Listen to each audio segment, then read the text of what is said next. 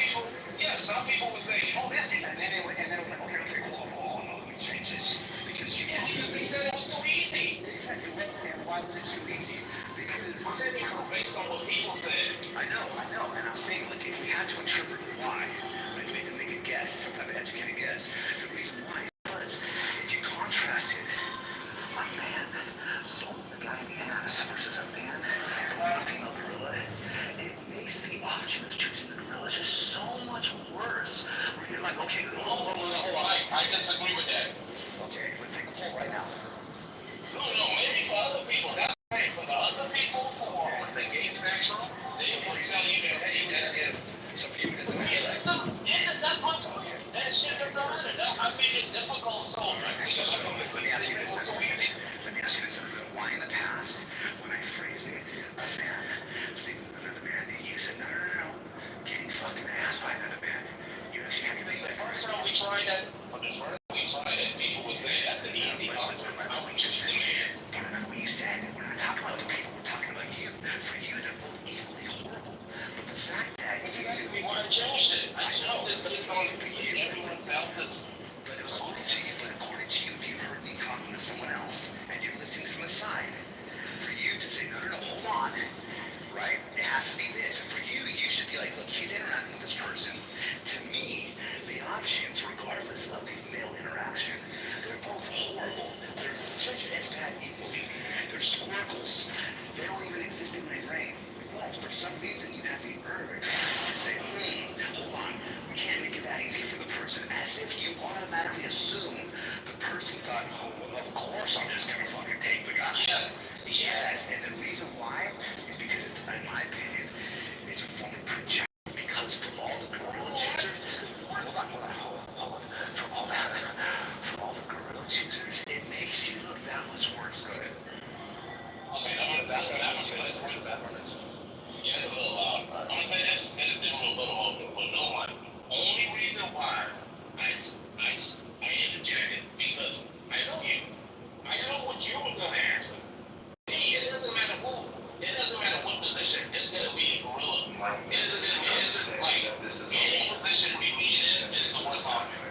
There's gonna be no position that's a little bit better, a little bit worse. That's what I'm trying to explain. Yo, Pepe, Marshall, are you there? Oh, no, I see what the course I've been doing. Election question, what's wrong with you? You have the choice. You do 10 years in the worst prison, or, 1 year in the worst prison, or 10 years in the best prison.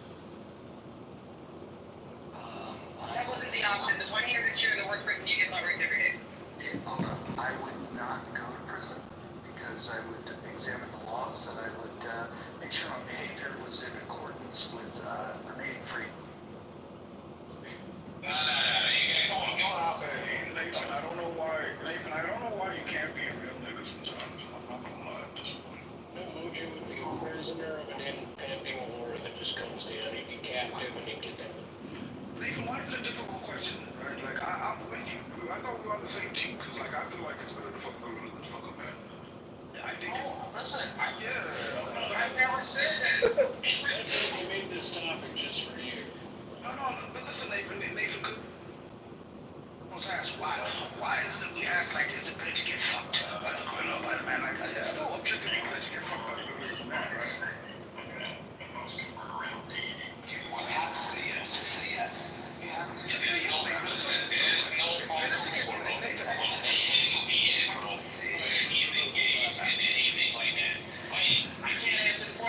what you're doing? You're giving a Mojo answer, bro.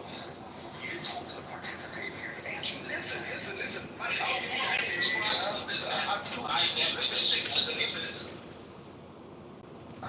understand, Nathan. Listen. Mike, I'm gonna be a real nigga and I'm gonna give you the answer you're looking for. I'd still rather get fucked by a gorilla than to get fucked by a dude. And the reason why is because a gorilla's penis on average is about 1.25 inches in comparison to dudes. Like, men have bigger penises. Does that mean more plumbing is involved? Ethan was only answering if you waited. Does that mean more plumbing is involved? Does that mean more plumbing?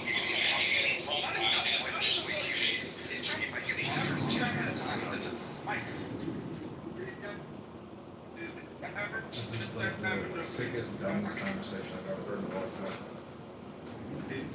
say like average stamina of the gorilla is shorter, right?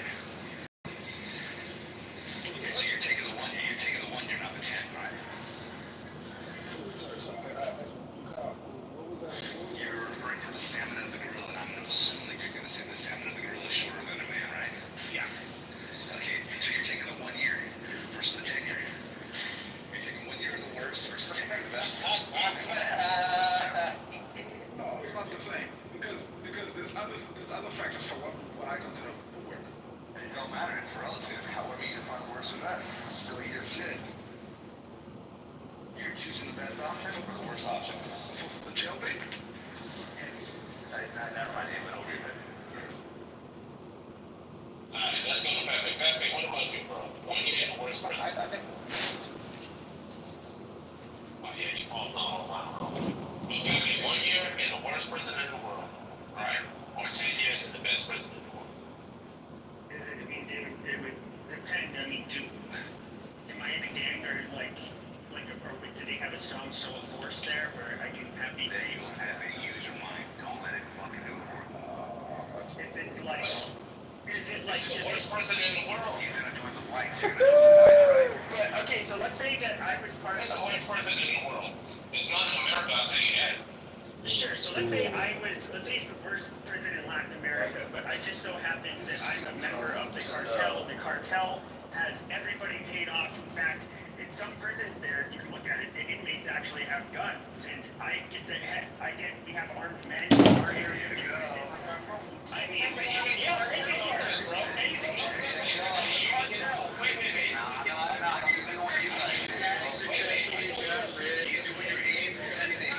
Cartel, bro.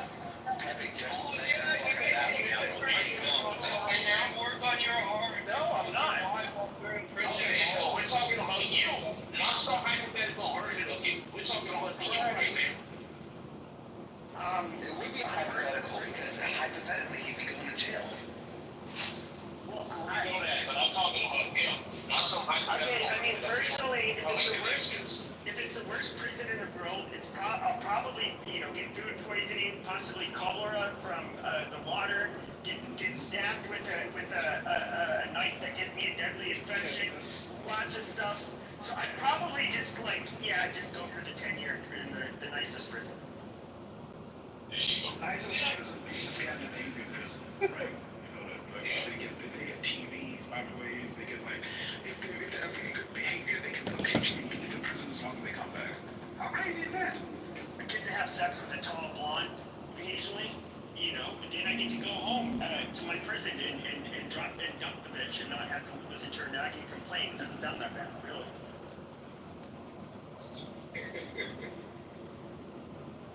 Okay, what about this one? You have to pick one, bro. Would you rather a man bone you from the back, or you do a female gorilla? There you go again. Why did you specify that? You see what I mean? It means nothing to you. I mean, I'm not emphasize that. I'm not gonna do it. I just commit suicide personally. You can't get You have to pick one, bro. Yeah, then your God makes you go through both. Well, theoretically, the gorilla, because my dick would not get hard and I wouldn't be able to fuck it. So, that's just that. But it would with the gorilla. Well, no. Theoretically. You have to dedicate your penis to a bicycle stick and force it in. Then you can tranquilize the lady gorilla, but you gotta do her organ in this. Apparently. Wait, what's your position from Pepe? No, from a man. Go ahead, Pepe, answer the question. This is too tasteless even for me. I'm gonna puss out and not answer it. Sorry. The easy answer is the fucking gorilla, bro, in both scenarios. Well, I mean, yeah, you technically wouldn't be a faggot, you wouldn't be getting penetrated, but it's just still, it's like, If you were getting penetrated, you're putting on these things in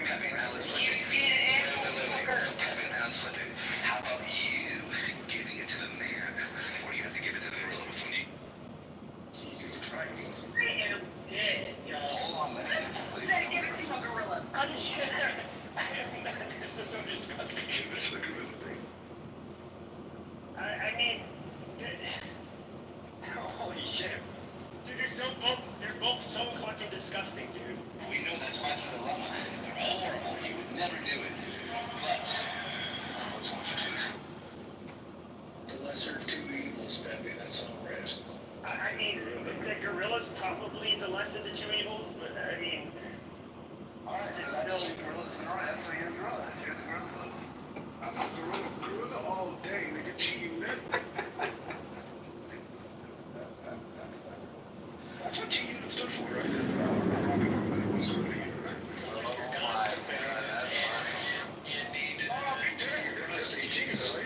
I have no idea. I don't know.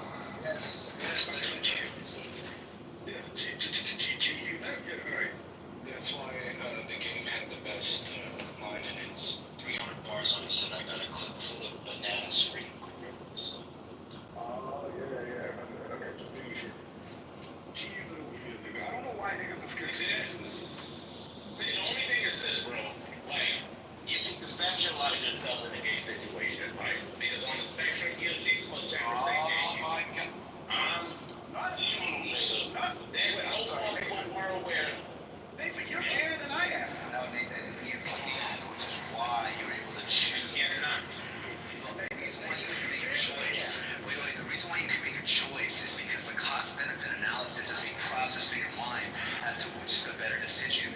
If you're contrasting it doesn't matter. That just means you don't have a choice in the selection. But the selection is okay. But that just means that you don't understand. You didn't choose which is better or worse in your mind. The cost-benefit. Okay, so that if one is there. That's not what a determinist means. The determinist also, it means that you don't choose what you decide is better or worse. But the fact that you have a choice selection in the sense of which you find better or worse, if you find something worse, it means that you imagine it. And if you imagine it, you're choosing from a gorilla or a man. Some options, right? Yes. And from that, right? okay. My thoughts. And I'm telling you that this option that you're trying to get me to describe is an option that does not exist in the worldview. No. Yes, it does. Maybe for a possible worldview, but not. No. That's why you have an answer to the dilemma. Because if you would say, hey, it would make more sense to say, wait, what do you mean? I don't know what you're talking about, sleep with a man. That's like how much does blue weigh? That makes no sense. That's an incoherent statement. But you didn't say that. You're like, no. You're like, I'm not gay. And you define gay as sleeping with a homos being attracted to the same sex. So you have an understanding of the definition. You're imagining the interaction. From that contributes to the cost-benefit analysis when you're contrasting that to the gorilla. Therefore, you choose the gorilla. So you do conceptualize it, maybe. No, look, this is what you... While you're in it, No. One thing I like it. Listen, homosexuality, heterosexuality is on the spectrum, bro. There are rare people, right, like myself, knowledge that are 100% heterosexual.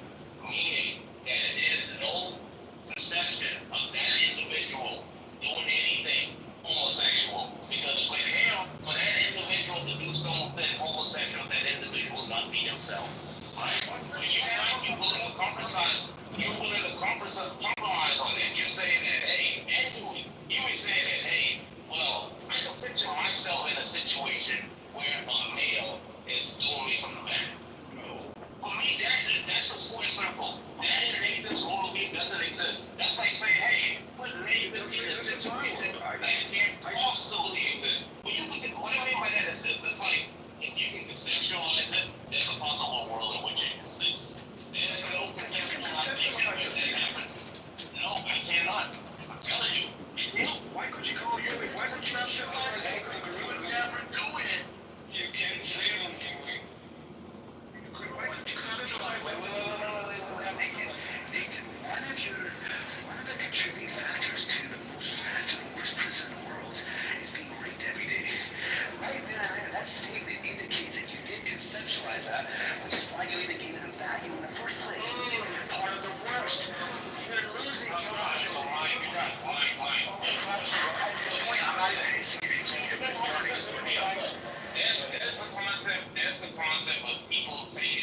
that's gonna be quite forth, right? Like, Conceptualize. I get what you're saying, but we're talking about that I know that rape exists, right? I know people that talk about it, right? And I've heard stories, right? But you put Nathan in a situation, right? Nathan, the individual in that situation. Yes. In that situation where You're saying does not exist. you can't. Okay, look. Do you have an image of a butthole? Do you know what that looks like? Yes. Yeah. But you know what a butthole looks like, right? Well, a female butthole, Yeah, that's what I mean. You know what a butthole looks like. a female butthole. That's fine. And then you know what a dick looks like, right? Oh wait. Do you know what a? Can you tell the difference between a male and a female butthole?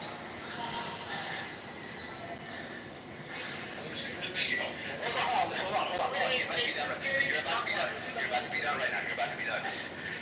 Because if you say yes, that means you're imagining a male butthole. If you say no, that means you wouldn't know the difference. You're cooked. Go ahead and answer. Wait, you gotta go. A male and female butthole look a little different. Can you imagine? Do you know the difference between them? I think so. I know. If you see the female butt, you think it's right here. I'm gonna ask you a question. Can you say yes or no? I don't know. Give me a second. Okay, no problem. You got it, Mike. Alright, so are we gonna vote or are we gonna ask ChatGPT on that debate?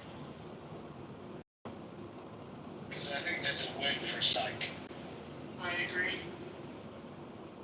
I don't know, a woman could have her vagina and butt cut for birth reasons, and then you would be able to distinguish a female butthole from a male butthole. But I'm imagining a glory hole. I'm imagining we knock Nathan out, he wakes up and either he's got a vagina in, he's got his dick in it, or he's got a fucking asshole in his, or however you guys are reading the scenario. Yeah, I mean, the conception. I was hoping Saki would continue down the path of can you conceptualize your own dick? I was curious as to what he was getting. Because Nathan sits to be. What if you want to fuck the gorilla and the dude? What if you want to have like a weird bestiality? That's a third option. I'm not even gonna comment on this. God, y'all so fucking weird, dude. Y'all just so weird. Who's to say? This is America. Right here. You know what's crazy? Is it I read somewhere where standing to pee is not even a natural human thing. It's just something that everybody, like humans, decided I to feel like That means my definition. Wait. No. That means my definition is naturally human. No. We say it's not a naturally human thing. We humans are the only one to do it. That means it's naturally human. Alright, we got Mike. You have a big mic. I get what you mean by that. No, I'm sorry. I'm just contributing to the conversation. I'm not just trying to say what I want to say. Those problems it's getting spicy. That one sting.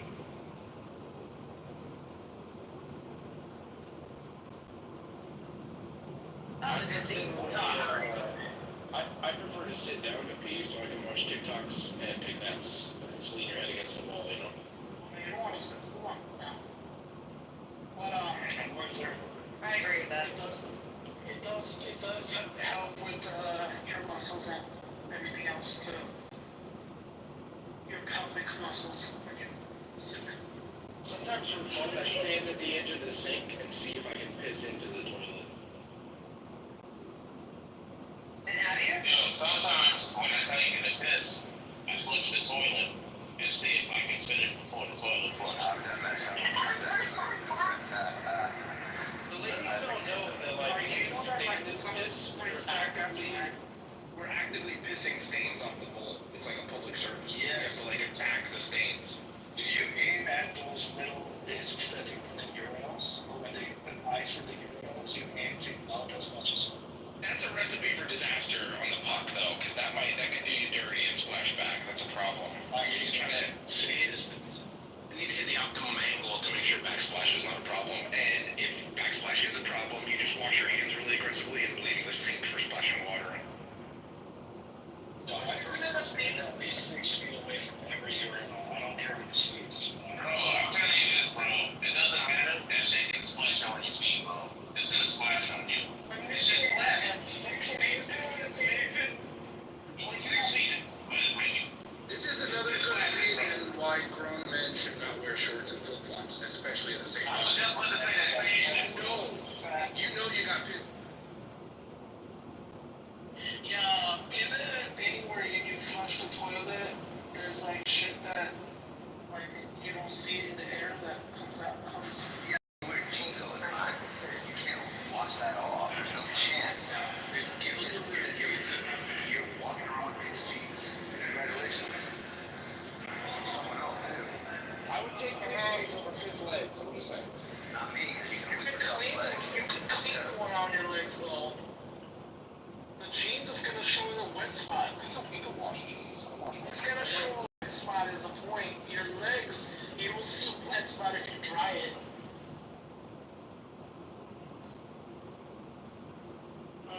No, we're talking, these are like nearly microscopic sprinkles. You only know they're there because you're wearing shorts and you can feel them landing on your leg. Oh, you just don't want to feel it. That's what it is. Yeah, I trust. When I'm sitting down with a boner, I like to force myself to pee so that I can drink it like it's a water fountain. Pissing with a boner is a real fucking treat. You have to like put one arm on the wall and like lean at a 45-degree angle and hold your dick with the other hand. It's like a fucking trapeze thing. I think it shows resilience and commitment. I'll be your campaign manager, Jacob. Of course, Roger would capitalize. Nathan, did you see Roger capitalize on our vote topic on Mike's scenario question and take it and make a room out of it in his club? That's No, I didn't see that. Oh yeah, he made a room and everybody went there, or at least half the room. What's the topic? It says Clubhouse philosophy and sex with gorillas in the Muff House. This I'm not even in that house, bro. This is how you now know that you know what I think of it, now that the cultural center of Clubhouse and people are making rooms about your room. That's how you know. That's a fact. Now that I think of it, ever since he gave up the healthy debates and created his own house, he came and tried to steal numbers from Chile. That's what he. I mean, that's expected, you know? He had to give up healthy debates. He had made a promise to Nelson and Becca that he was gonna stop hosting those rooms. Okay, why? You told him? Because some of the creators on Dissent got incentive to jump to Nelson's app. I forgot what that app was called. Is that guy a black belt in your eyes? I didn't listen to the video. I didn't listen to that debate, but I like that he's informative, at least on philosophy. Yeah, I like any type of debate. I thought he was like a political guy. I didn't know, but like, here's what my thoughts are. It's like, if you ever get into some of like the black belt philosophical minds are on this app, I haven't heard yet that you shouldn't be speaking about something if this, right? They usually don't try to control what people say or not say, whether they're informed or not. They just I guess, yeah. Like, it's like, they're calling you stupid. Like think about what Gabe will call somebody, you know? You know what the fuck you're talking about, blah, blah, you know, you're gonna fucking miss that. But it's like, you shouldn't be talking about it. When I hear that, I'm like, interesting. The smarter minds don't usually respond that way. Because it's like anti-philosophical things like that. It's a vulgar because it's not mind and not listen to stupid ideas because that's how good ideas from. It's dumb. Because that people can have novel ideas. I hate it, but what I got from them was like, I don't know, it's I think some people, you know, children go to the sense, and they was just doing this to look down on it, like, you know, these people that get talking philosophy. Okay, let me just share why I know what I'm talking about. Yeah, it's like it's like his thoughts. Yeah,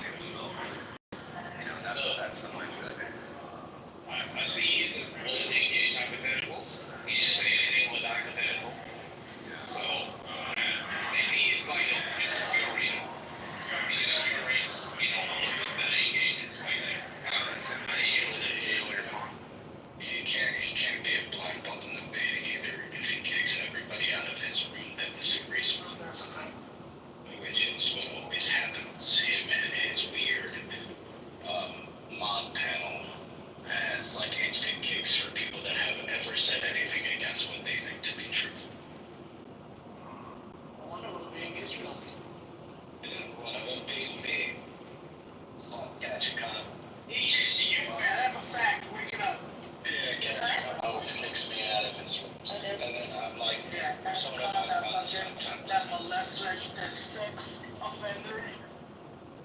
To be fair, he served his time. He also actively worked to undo the harms of people who continued to perpetuate those kind of situations. And I think that if we are to grant redemption to anyone, it should be people like him. You told me to come. How do you say that when you turn to Are they hit press? Are those peas? Like, how do you say that people said the same thing, like they're like, oh, on this app to other people who disagree with them, they'll be like, yeah, I'll come and like molest your mom and fuck your mom or fuck your girl. Like, how do you can't say that this person has fully like rehabilitated and that we need to give him grace, especially when you say things like that on this app. Okay, so Especially someone like him who's actually done it different. I just want to clarify, his charges, I believe, were along the lines of sex trafficking. And he was going by Catchacon because he was like highlighting different criminals and like exposing them and like doing that sort of thing after, you know, doing his bit. Insults are insults, bro. Doesn't matter who says the insults. You know, free speech absolutely is. You should know that. No, Nathan, I don't, like I said, But you mean it like his insults are like threats? no, I'm not saying that. What I'm saying is Tali's saying that we should give him, out of all people, give him the most grace. And I'm saying no, because he still says things like that and it's like he's done it. So it's kind of like, all right. Saying stuff about it and doing it are two different things. What do you think? sorry, go ahead. No, just, okay, so doing things like that in relation to his previous life as a criminal would be continuing sex trafficking of adult women or prostitution. So when you say doing things like that, you couldn't possibly mean telling people to, in a rude way, to shut the fuck up. I think you guys are not getting it. If somebody killed someone in their past life, and then you're saying they quote unquote have rehabilitated or like have to right the wrong, right? Now I'm giving an example, like just an example. They said they killed someone in the past, and they quote unquote have done everything to change their life, and it worked out, right? And then they come on an app and a voice app, and someone tells them something, and they fucking respond with, I'm gonna fucking kill you. That goes to show to me, like they can say whatever they want, free speech, I'm all for it. But that goes to show to me, someone who's actually done something like that, to use that type of language, that no, why would I give someone like that grace and think that they've changed? That's what I'm saying. They can say whatever they want, but it's like it becomes a little different from somebody who you know for a fact has done it, and then you think that, oh, they've changed, but and then they say something like that. All you do is whenever you disagree with them. Why would I give someone like that grace? What was his offense? Yeah, He was a pimp. right. And there was a charge of abusing someone. He was a pimp. Like if you ask the girl, I think that all I'm responding was to Tali's response. Because Tali said that. Yeah, Tali said the same thing. Tali said Tali he's a said pimp. we need to give him grace, and I said no. And your response to no was because he says things like, hey, I'll go to your mama's house and do this, and hey, I'll do that. Like, but he was a pimp. Did he say, hey, I'm gonna pimp your mama off or something like that? It's the same thing. What he did was sexual assault. Sex trafficking, right? No, also sexual assault. That's what you're missing. Oh, hell yeah, it's sexual assault. It's a free speech absolutely is hold the same position on kids. Like you guys don't care what kids say. That's one of them, I'm not one of them. Don't fucking hold on one by one. Don't rush in now. Hold on. One by one. Free speech absolutely is same. children are often tamed. What does that mean? What does that mean? Meaning, for the most part, if a kid spouts off the parent is going to control their speech. Or if they had like a school, would they just let anything go in school? Like if you own the school or if you control the regulations of the school, would you allow this absolutist thing to kick in? Well, that's why I was asking you, if you were interviewing Mike Jordan Peterson and you brought up the gorilla and a human ass fucking thing, do you think because he's civilized and against vulgarity that he could just get up and walk out? Or do you think that you can appeal to free speech absolutism to keep him there? No, you would deconstruct the question to the point of him crying about how difficult it's been to be a man and a gorilla at the same time in the Canadian system. That's good. Yeah, but What you've got to understand about the bloody gorilla is they have no agency, much like me, I know, but I'm much like knowledge. I'm a free speech. Did you even ask the gorilla if it wanted to fuck you? Sometimes, I think there's an absolute state, sometimes absolutes.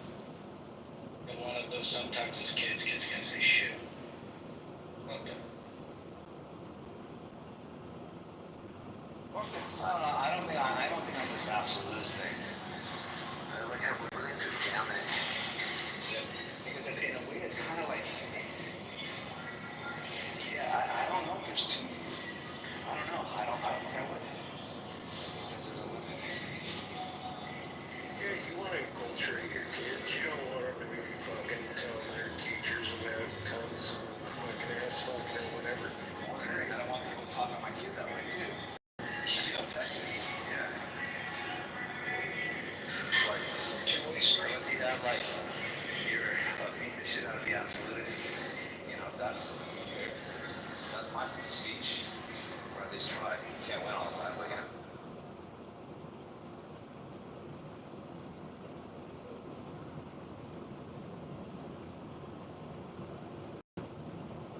Do you have to be a free speech absolutist to be a black belt in journalism? No.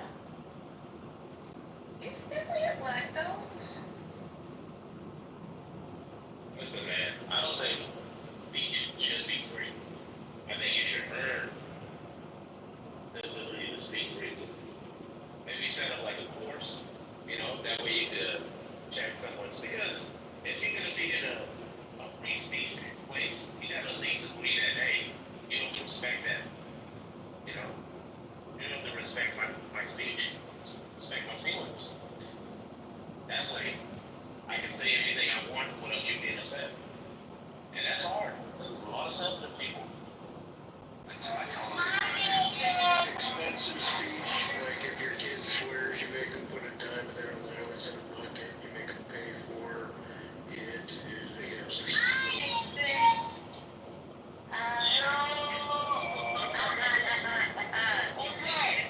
My name Nathan. Now they were talking to me. That's Yeah, they were talking to me. Along with the kids. So, man. I miss you.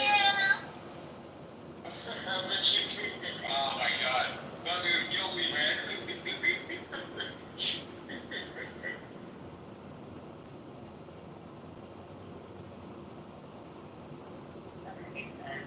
Those kids want gifts, Nathan. You gotta be a good uncle. I know, man. We got it. So, Right. I'm not gonna say what I was gonna say. Okay. No, not saying. Do you think you're My little cousin used to call my big cousin, like her aunt, her husband, the white man, Guncle. That's what people call him. Oh my God. Guncle. But also that's what people call their gay uncle. Uncle? Guncle. Oh, Gungle. Okay. Gungle is gay, Uncle Dungle is in West Virginia. I prefer Funko, or Congo, cousin uncle. So Oh, that's cute. you can't call the honestly cousin uncle because she'd just be a cunt.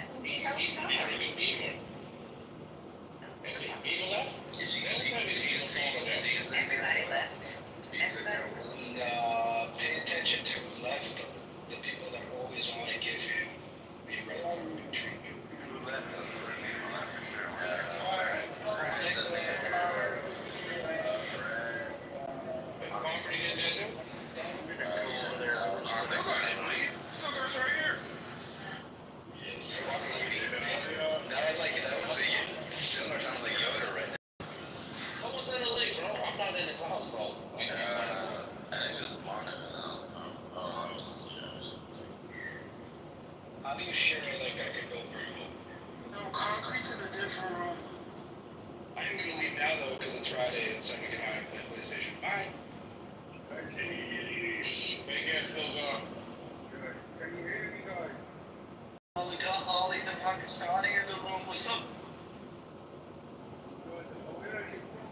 No. Yeah, so if they did it in the muff, that is his house. It's Jack's. Yeah, that's what they call it. Yeah. It's a Sopranos. He gets, okay, I'm not gonna say things. They make Randy jokes, and he's very open about his love of black women, so. Yeah. I thought he was gay. What are you talking Really? about? For a joke? Yeah. Wait, Roger's not homosexual. No. What? Why would you think that? They've been calling him gay for years. It could be one of those, I'm gonna project hyper-masculinity to, You think he's hyper masculine? Is he not hegemonic masculinity? Is he not? Are you serious? Roger is anybody that kicks you out of rooms because they can't have a back and forth with you, someone that runs away from conflict is not the hegemonic masculine.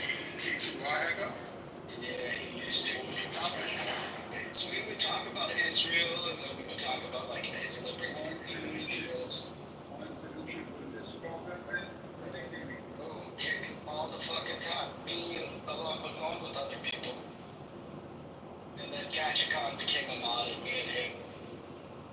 I mean, granted, I think it's not his nephew. So just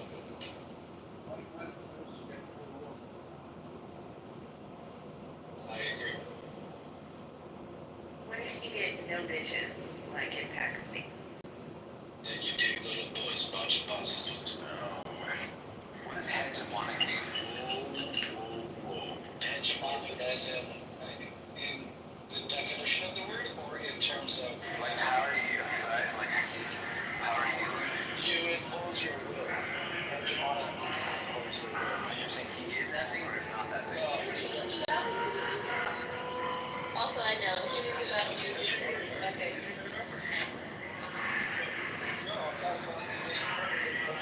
What would I be? What would I be? Demonic. There's a table. There's a way to. Okay. No, there is. Bring it up. We always talk about this. Forgot the trans woman's name who came up with the table. What was escapes me? Oh my god. Yeah, leave it alone. I ain't going to date. No, she's. There you go. RW Kamala or whatever. She went by. And used to be a he, came up with the hierarchy of masculinity, and then transitioned to be a woman. Her ideas are pretty. Matt, when I was giving my submission, you said you were disappointed. What was that? You fucking defended Apex. Yeah, bro. Yeah. Listen. Yeah, bro. That dude is ragged ass, bro. She's still on stage. I'm talking about regular. Let me go see. She's over there riding them and he called her all types of things. Yeah, well, this shit is crazy. That's their no self-esteem, and it's one thing that nobody don't have my self-esteem, and then appreciate them, show them the face, and direct them, and the masses to stand the type of thing. That is true. So she had a date for Shayla. I got some. Oh my god. Shayla loves her. Shayla loves her. I'm trying to say archetype. I don't believe that true. But Matt, all you're saying is that I have reached, I don't want to use the word. I'll just say I've reached higher levels of objectivity, and yeah, I appreciate it.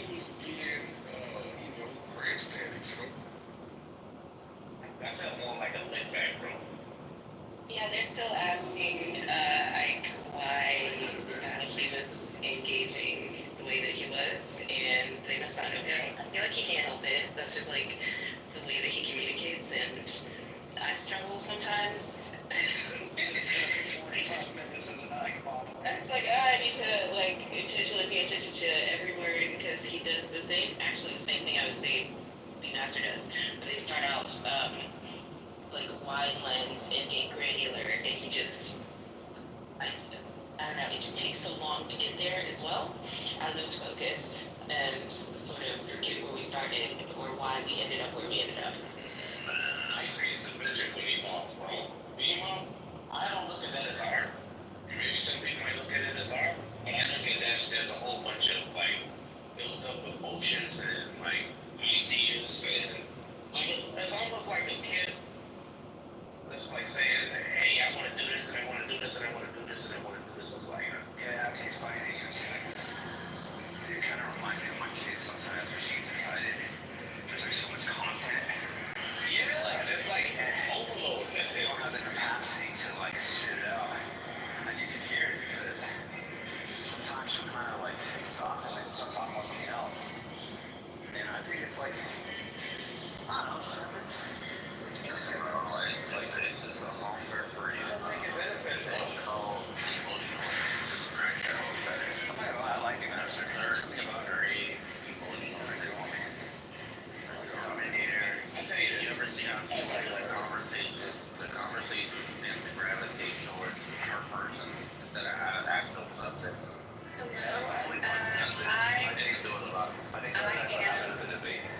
I am an open wound and I am scabbing over as we speak. I need you to pick at my scab, which is my person, so that I know that I'm alive. That's how those people come off to me. When she's engaging, though, like in her, like talking her shit, like I love to listen to her philosophically, even if I disagree with her conclusions. But when she's doing that other, my life is so sad. Please, I have to change my granny's diaper. Like, girls, I don't. Please stop putting that. Tell you what happened with you in Alaska. I was like, oh shit. Yes, That was bad, man. she dropped on her head. She had nothing. It was a KO. Fucking well. I don't think that was a thing. That was a KO. Red sausage. Take you out on the fucking journey. I had nothing to say. It's probably why she's not here today. She needs to get over it. Listen, a KO works like this. You have two opponents that's fighting. What I saw was a baby little cub, like one of those Giselles, like a little baby Giselle, and this big old lion just ripped his head off and everything. All you're doing is talking about the fairness in your opinion. But here's what I heard. I heard her speak about the consistent rhetoric. Kind of like the speak about consistent rhetoric. And all she did was talk about the rhetoric. And she did it in her way. Right? And there was no rebuttal. It was just stutter. And I'm like, oh shit. Yeah, I felt bad because I felt like, I don't know what you, I forget what you argued with, but I came in, it was like she'd been overstimulated with like everybody having their questions. And I was like, calm down, let me just ask you. And I was asking her several questions. Like her brain was not functioning. And she did to me, I was like, slow down and just think for 1 second. It's like, that shit was weird, bro. I don't know what was going on. Like, you know what it is, bro? Type of mic, bro. Like, Eric, you as a man, you have like this insight into the way simple can think, bro. And you like project, if you can pick up on those tones, like, hey, look, she's struggling. Hey, look, she's this, she's got some person who cares. And women, they hear it, but they don't care. They're like, you're a woman. You should be able to take this shit. You know how to do it. No, I did not say That's that feminine toxicity. Tally gave her the gift she was wanting. Look, in my opinion, I didn't disagree with how it seems. And I say this respectfully, but like, she wants to be a victim so bad. So yesterday, Tally gave her what she wanted. So she became a victim. So she should be very grateful. I want to clarify, I don't think she's some terrible person, but I was kind of talking about it earlier where some people front load this emotional baggage as part of their reply. And my stance is, please do not put those emotions on me. Like, I'm just here to engage in whatever topics at whatever level I can. And it seems like these people are manipulative, and I don't like being like my heartstrings being pulled at before you can make a point. Now address some topic at hand without telling us your life story, because you should be able to stand up on the merits of your thought processes, and not your trauma. Well, everybody does it. Nobody does that. Yeah. Kelly, I just was about to say that. Kelly, everyone does that, right? You just say that you don't like it when it's like stuff about kids and all that stuff, but everyone does that. As a woman, blah, blah, blah, blah. Y'all never let me do this, blah, blah. Oh, I'm on the last. Y'all never allow me to, blah, blah, blah. People are low emotionally all the time. They want to say sorry. Everyone is doing that. I don't do that. I don't do that. I mean, sometimes I listen. They'll come back with me. Please comment on it. If I do, Mike, you're doing it right now. I'm being honest. I don't even think I can go on. And also, if you want to jump in the, arena that some of these debates are, you have to toughen up or something. I'm just saying, like I say, but Kelly, you talk about we don't be able to make this is a debate space. Everyone is trying to convince someone that, hey, my point of view is the correct one. The thing is, this one is like a little bit more, maybe more challenging. It's emotional because it is a lot of truth in there that you don't want to explore. And that's all you try to point out. Like, hey, if you're uncomfortable about this, then you agree with me. And that's one of the best ways. So that shit don't make me. But when people talk about it, I'm like, you're not gonna convince me like that. I don't need a sad story. I need something logical. So one, it's always the emotion. You need a friend. You give a little sob story. I don't really want to feel bad. Yeah, and it particularly pisses me off after weeks, months even, of your particular troll of how women can't be logical, and here's this illogical woman being suffocated on her mic just because someone asked her to defend one of her hashtag-ass, positions. Like, you didn't need more than that. Yeah, but you gotta make sense that she tried. I like that she tried. I like that she tried. But I don't think she should have gone so hard. She had training wheels on it. She had an argument. She was talking to the room. She was talking to Charlie. What was that? Escobedo? What Escobedo? No, I was just saying, damn, like, when people, some people be struggling, maybe she wasn't, she's on stage, she struggled emotionally, behaviorally, or nobody knows. But for her to actually try to, sum up the courage to jump on stage and give feedback or try to debate, give her a little bit of space to do that. I mean, I think a lot of people get nervous or have anxiety, jump off mic, and this is one of the elements in this fucking room. So I think it's just damn, for you to act like that. I mean, for me, I don't know. I'm being honest. For me, none of this shit is real, but hey, it is what it is. It's real. I don't do that. It's real. So I heard you. For me, with Callie Gay, it was like a level 2 compared to what really goes on. So, if you really think about it, she didn't do anything. She just talked about how she felt, not as her as a person, but as her actions. She referred to the verb, but not to the noun. And if you go back and try to trace back the worst thing you can think of, it wasn't even bad. The only reason why I don't know what you're saying, Mike. the only reason why we thought it was bad was because of the lack of reaction. It was I'm like, oh shit. When I was listening to Tyler, I'm kind of grinning. I'm eating my chips and shit. I'm like, this is kind of funny. And then when I listened to the pause, oh, fuck. You know what I mean? It's kind of like someone who punches somebody. It's oh, it's a punch. But then you see them doing the fish. It's oh shit. The fish dance is more oh fuck than the punch itself. And then yeah, and so what I'm saying is, look, you're having the ring sometimes. I think it's gonna make her stronger. That's my point. And also, I would have been happy to move on, but then she kept doing her weird mouth sounds while I was trying to speak, and I'm like, oh, you want more? Girl, just do better. I don't know, communicate better, flesh out your ideals.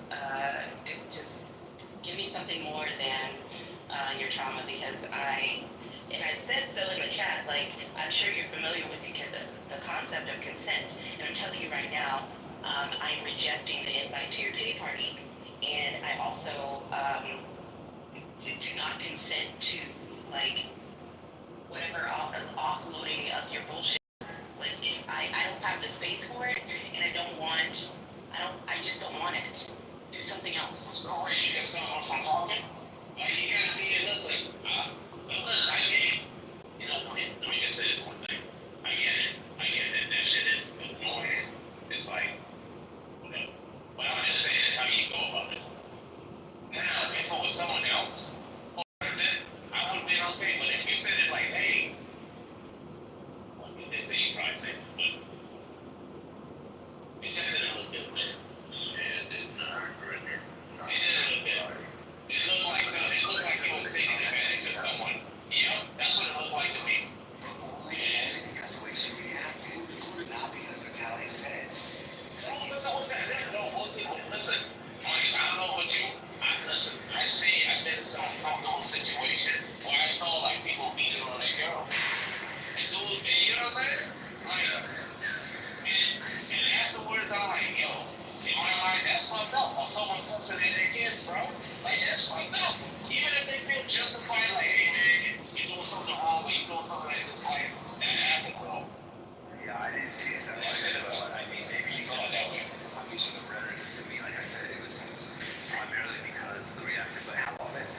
Eric was like, yo, just tell me what was said. I'm writing it in the chat. Okay, fine, but just tell me what you said. I'm like, oh my God, bro. She got a stutter in this shit, bro. Bro, she fucking. That's not because That's an amygdala hijack, bro. That prefrontal cortex was like a blinking light bulb. It wasn't really working. She went through that fucking fight or flight, I swear. Yeah, in conversation. Why? Oh my God! I saw her actually beat her. Like the verbal affected her physically.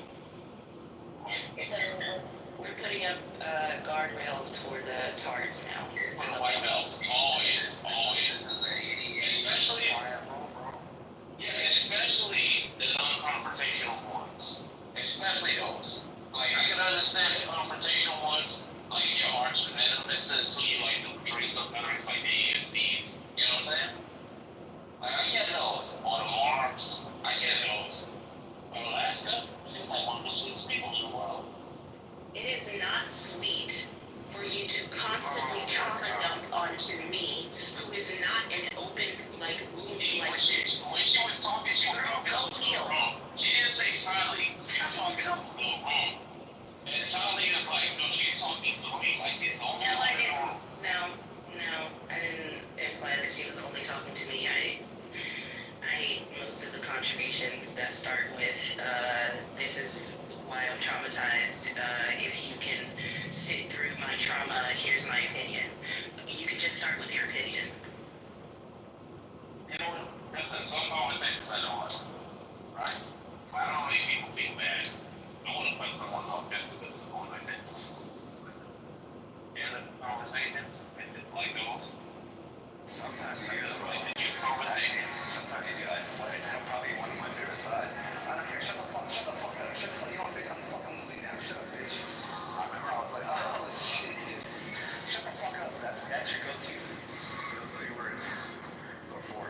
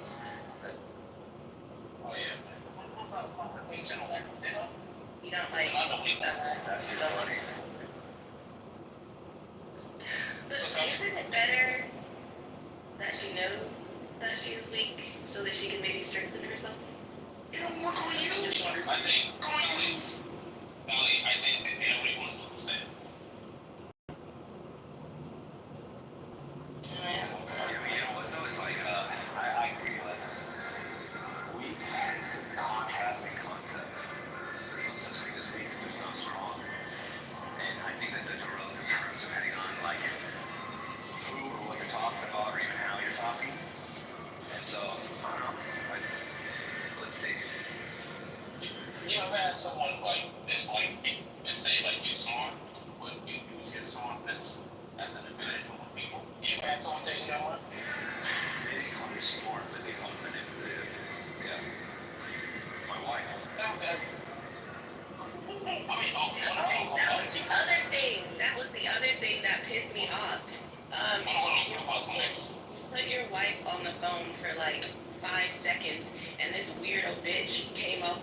Do you know your husband's got an aggression issue? Girl, shut the You know fuck what? up. Can I say something?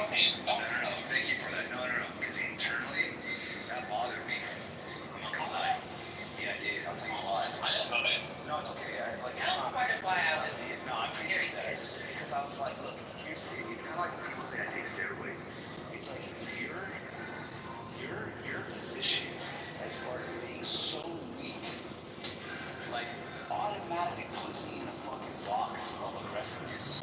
Your type of human is the scariest type for my type of human. Because if you really think about it yesterday, like what I was doing, I was being humorous, I was being annoying, I was being consistent, maybe even a little loud, but I wasn't even mad. I felt happy, I felt like I was winning, right? And then to say it like that, and then you think, nah, she's tripping. So that, to me, that's a scary mindset to basically put that on people, which is why people get in trouble for just being who they are. I don't make threats, I don't do shit like that, I just kind of talk shit. But to say that I have that, and it's like, I appreciate you catching that, because I was thinking about that, I was like, you know what, man, fuck you, don't get it's like, you're just weak. And your weakness, it's kind of like somebody slow saying, why are you walking so fast, bitch? Get your fat ass up and fucking start moving. That's why I'm fast, because you're slow.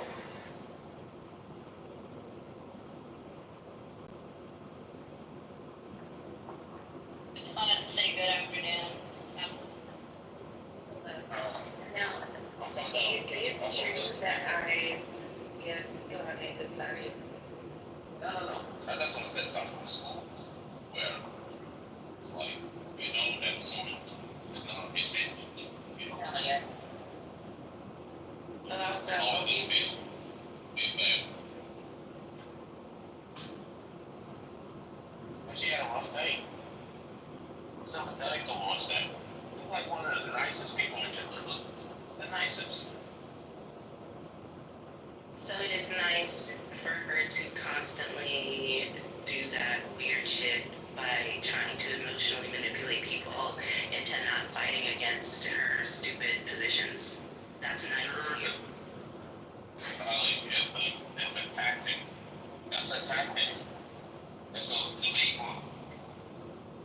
She's passive aggressive. She's not necessarily nice. Y'all are dancing.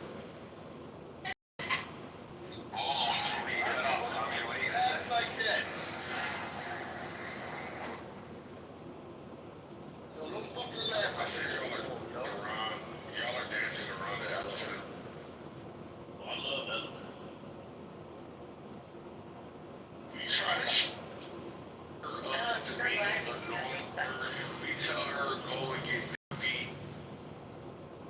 You always coming doing all kind of like social whenever you don't like a conversation. She don't care about none of that shit, but yet she she thinks nope. Fucking Yeah, I don't even do that shit. I think it might call that with no it's Yeah, answer the call. it's telling me if you and this nigga stop doing that. Oh my god, why she does this shit? It'll take less time, just let me get it. Just set it down and let me get it out. It's so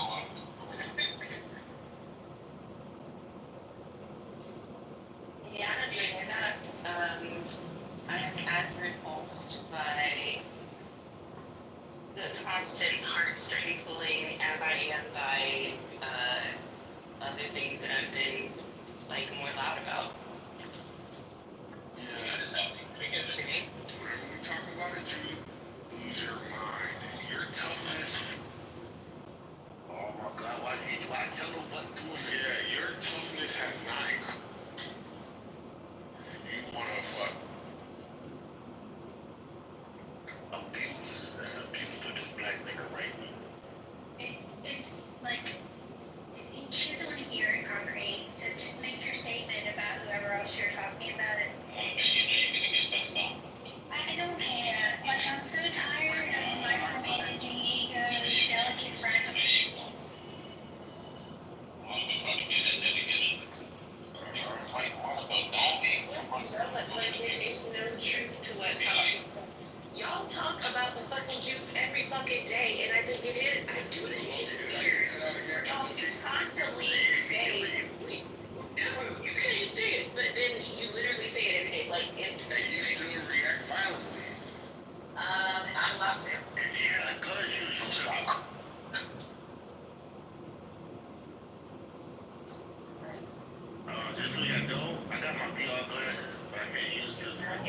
they come yet. And that's crazy. Talk about first lady, right? She was inspired when Lady attacked me, man. She was like, I wish I could be black like that. It's something I'm missing. I don't know what it is. How can she be blacker than me? Is she Spanish? Okay, so specifically, I didn't say it before, but I am actually repulsed by Jacobus's verbal assault, verbally sexually assaulting women on stage. What? As Yo, why you women- lying? Yeah, the women who do that dumb shit where they have to front load their trauma to make you listen to their bullshit opinions, and then if you argue against them, you're a horrible human being. No, I'm responding to your bullshit point, but I would prefer not to listen to the ways you've been traumatized by the world. She always crying. Front-loading basically appealing to your personal. Yeah, she is abusive, and black women like that cause trouble in the hearts of men. Alright, come on, man, Johnny. Let the man speak, man. Yeah, I'm gonna take a picture of that. You that blue water. This is cool. I can't Wait, hear do I keep it muted? Yeah. Complaining about somebody to basically sharing their personal experience. I literally don't do that. You're just fucking stupid. You see? And you do that. You always want to demasculate a man.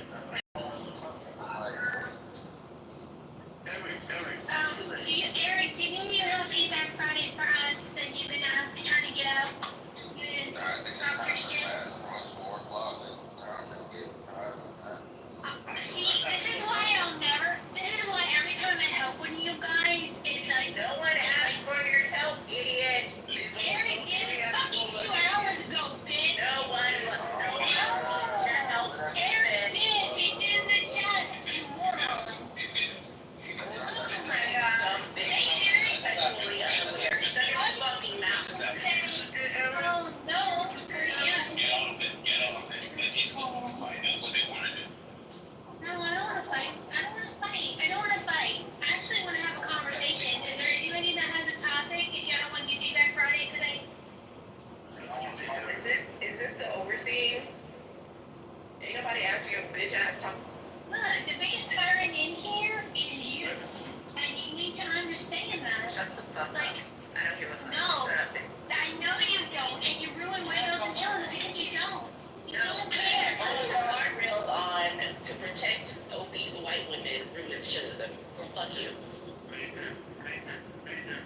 Tally, why are you so competitive with me? Why don't you just let me be me? I let you be you all the time. When you're abusive, you get called out. That's it. No one is abusive. You're just a dumb bitch, and I'm gonna keep calling you one. Am I a dumb bitch? Maybe. Are you a harpy shrew? Most of the time. Like you're grumpy and you inflict it on people. You're just as bad as the people that you bitch about trauma dumping. You're anger dumping. You let your rage infuse your conversation. Processing information. Everything you spit out of your mouth has been contorted in such a way that it has never met the fucking truth. Monica, you gotta be the dumbest bitch in here. Easily. I'm gonna take my pen off and beat y'all laughs. Chill out. No. When I was trying to stop it the first time, they were both on this. They didn't want to fight each other. Because the They weird enjoy that shit. she can't her name out of town. You know what I'm not gonna do? I'm gonna trauma dump and tell you why I dislike what this happened. I'm not gonna listen. Nathan, I am criticizing how Tally is moderating poorly sometimes. I've never told her she's a crappy mom. I've never told her. Stupid bitch! I do not consent to your bullshit! When did that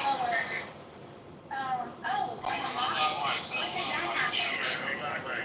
It's been giving the guardrails, those guardrails, your DEI bitch. I didn't even notice. Actually, You're not DEI at all, right, Charlie? That's red, dumb, wrong-headed bitch. Hold on, let me still want to go at it. Y'all stop jumping in. So I don't. I constructively criticize and I make the observation that More criticism. No one takes your advice. No one respects you. You need time to control me. Darling, you gotta let her speak. You gotta let her speak. It's her turn to speak. Let her speak. You gotta be fair. Go ahead, Mama.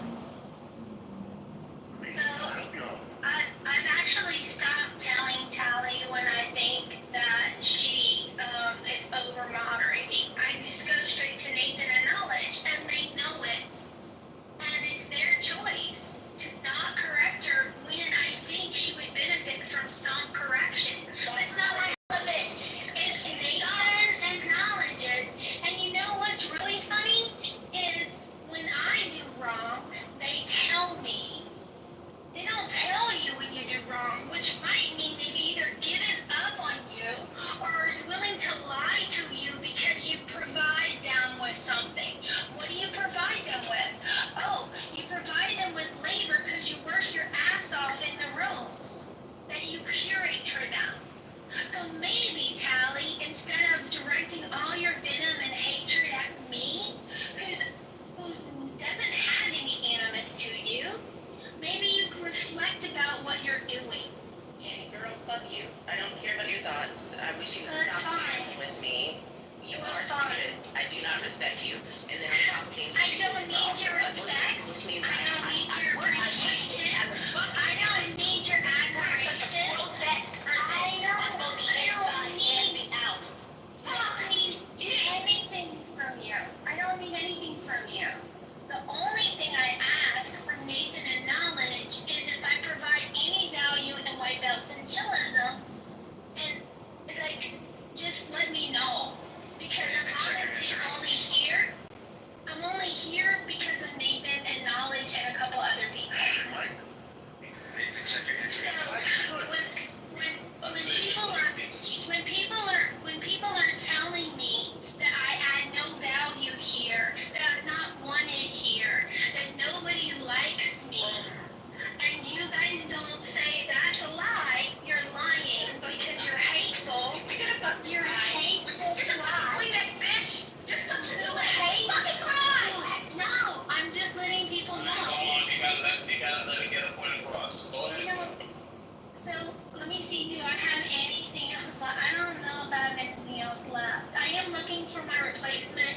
I do ask that adequate white supply to Nathan and Knowledge. They need a token white conservative-ish woman to be abused daily. It's not my style. I'm not fond of bootlicking. I don't have any white guilt, white privilege, or white fragility. So, it's not going well. And I want white belts and chillism to be a strong house. And I'll come and visit. But I do think it's time for, us to find another woman who's willing to be abused like this. The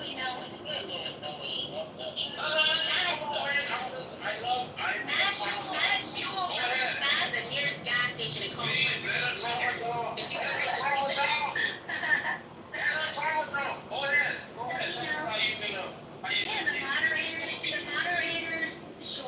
The moderators have higher standards in the stage, yes, and the audience. There's high expectations for impeccable behavior. So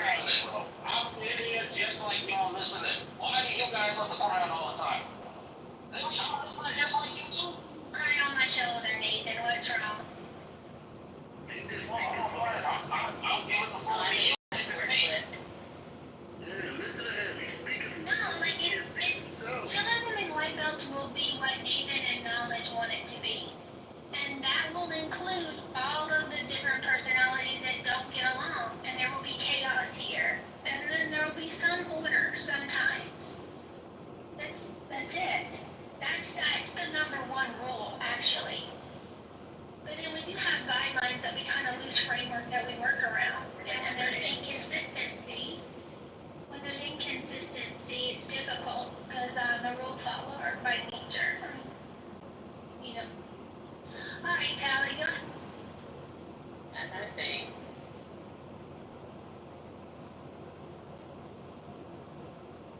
Bashir, I will never respect you, and if I were to find out that you're a big nasty ass fruit in the nearest Shell station, I would celebrate just like I did for Hulk Hogan. Fuck you.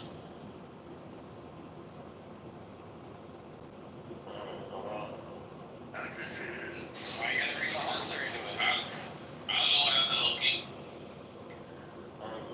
I think it's a perfect time to tell you about a man called Mad Dog. Now, Mad Dog was a father.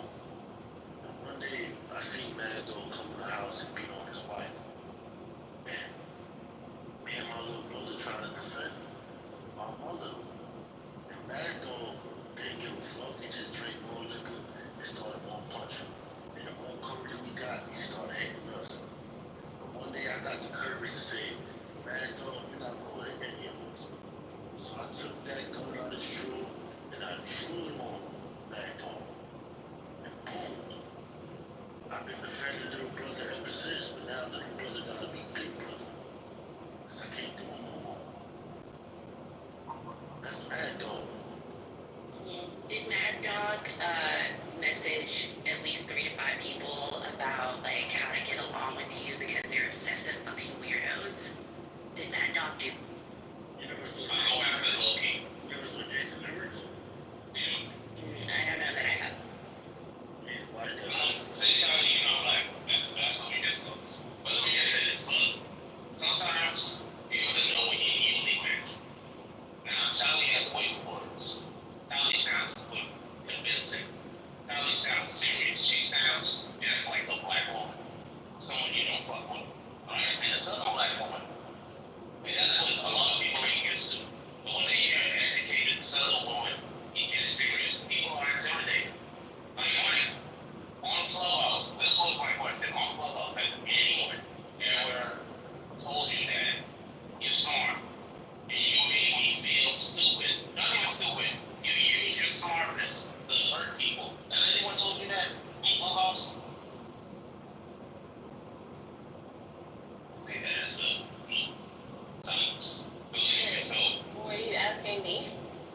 no, that's your mic. I know. It's you. That's what people say about you.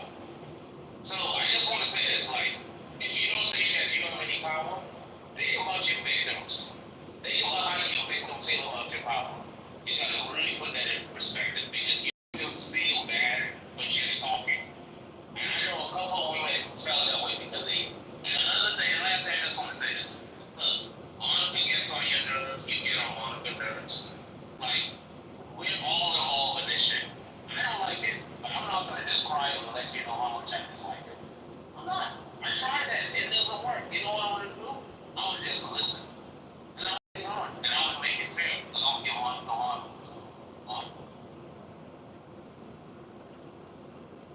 Okay, well, I apologize by being agitated by an adjutant. Are we better now? We got that. Okay, fine. Please be my glass. Please be my glass. Please be my glass. Oh my God. My glass. Please be my glass. Oh, glad that was handled. Anyone else have any feedback for us? I try to get the perfect picture, but I don't I got some feedback. For you, Monica. Listen.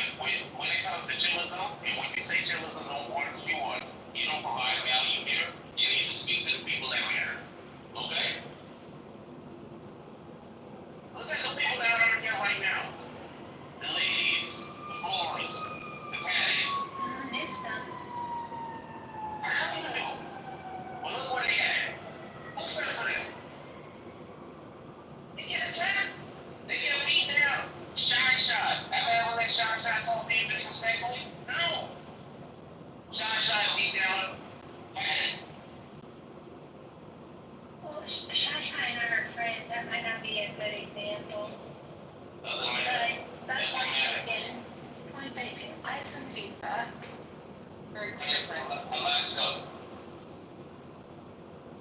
Listen, I just wanna say that, you went into the ring yesterday. I believe you did a good job. You went to any football here. Yeah, it's totally good. I don't have to go over all of yesterday. The only thing I was a bit concerned about was that Tammy, when you were you were allowed to be annoyed, completely fine, no issue doing that. But when you were talking about my trauma and stuff, there was a lot of people in the room who I haven't chosen to share those things with. When I share vulnerable things, it's to do with the subject, and I'm totally fine with you not liking that. But you essentially told a lot of people who there's some people in here I've never even spoken to, who now know very personal things about me, which is, yeah, that's it. Okay, well, my apologies for spreading that beyond its natural borders that you created. But generally, I believe every other thing I said is true. That's fine, it's just a doxing, telling personal information. It's not doxing. I didn't ask for that information. This is not some sisterhood of the Eastern countries. I don't want it. No, that's fine, but then you don't. But then please telling personal details and things I've been through to a room with people like with people in I don't know. That is, I would say that's Straight up and back on you, man. yeah. Yeah, limited again is fine. I'm happy. It's just there's people in this room, especially the work I do. I have to be No, I didn't tell Telly in private. No, but I also didn't. I also made there's certain things I only shared because the room was smaller, for example. You're assuming that everybody knows. Listen, that's no respect inside the room, right? If I'm in a private setting and I'm talking to you about personal stuff, I don't expect you to use that information against me. Is the private setting this room? Yeah. Yes. Then why is it not the same private setting? Sorry, intimate. Don't use the word intimate. Sorry, not private. Intimate. All right. And I'm talking about myself. The intimate setting this room? Yes. Do we chill out? Let this flow, man. Yes. Yes. The intimate setting was this room. The intimate setting can be any fucking location. Anyways, so look, in that intimate setting, I choose to open up myself. That's human, man. It's human decency. Don't use that information against me that I thought that we were cool on, that I could provide to you. Like, really vulnerable. Like, don't use that shit. That's, I'm just saying, that's evil. So that would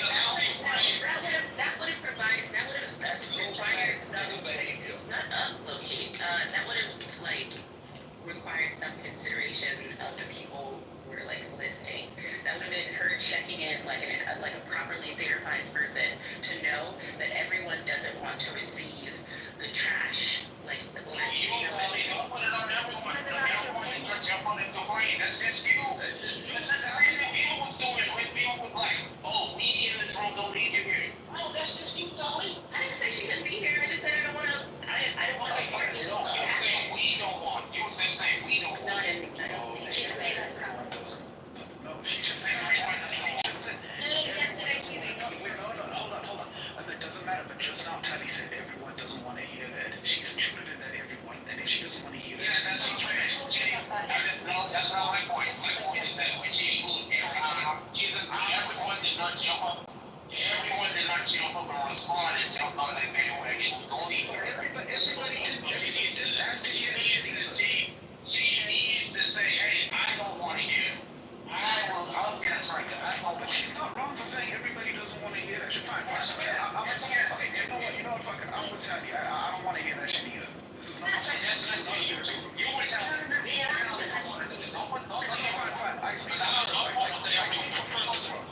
I'm also part of the everyone, so I can speak. But you can't say that everyone wants to hear it, though. That's the issue, even. I didn't say everyone did. I did say that not everyone wants to hear it, though. Am I wrong in saying that? Yes, you will. Yes. How? Because I'm part of everyone. I don't want to hear it. You want to hear about the trauma? Yes. You're not everyone, though. Hold on. This is ChatGPT. Hold on.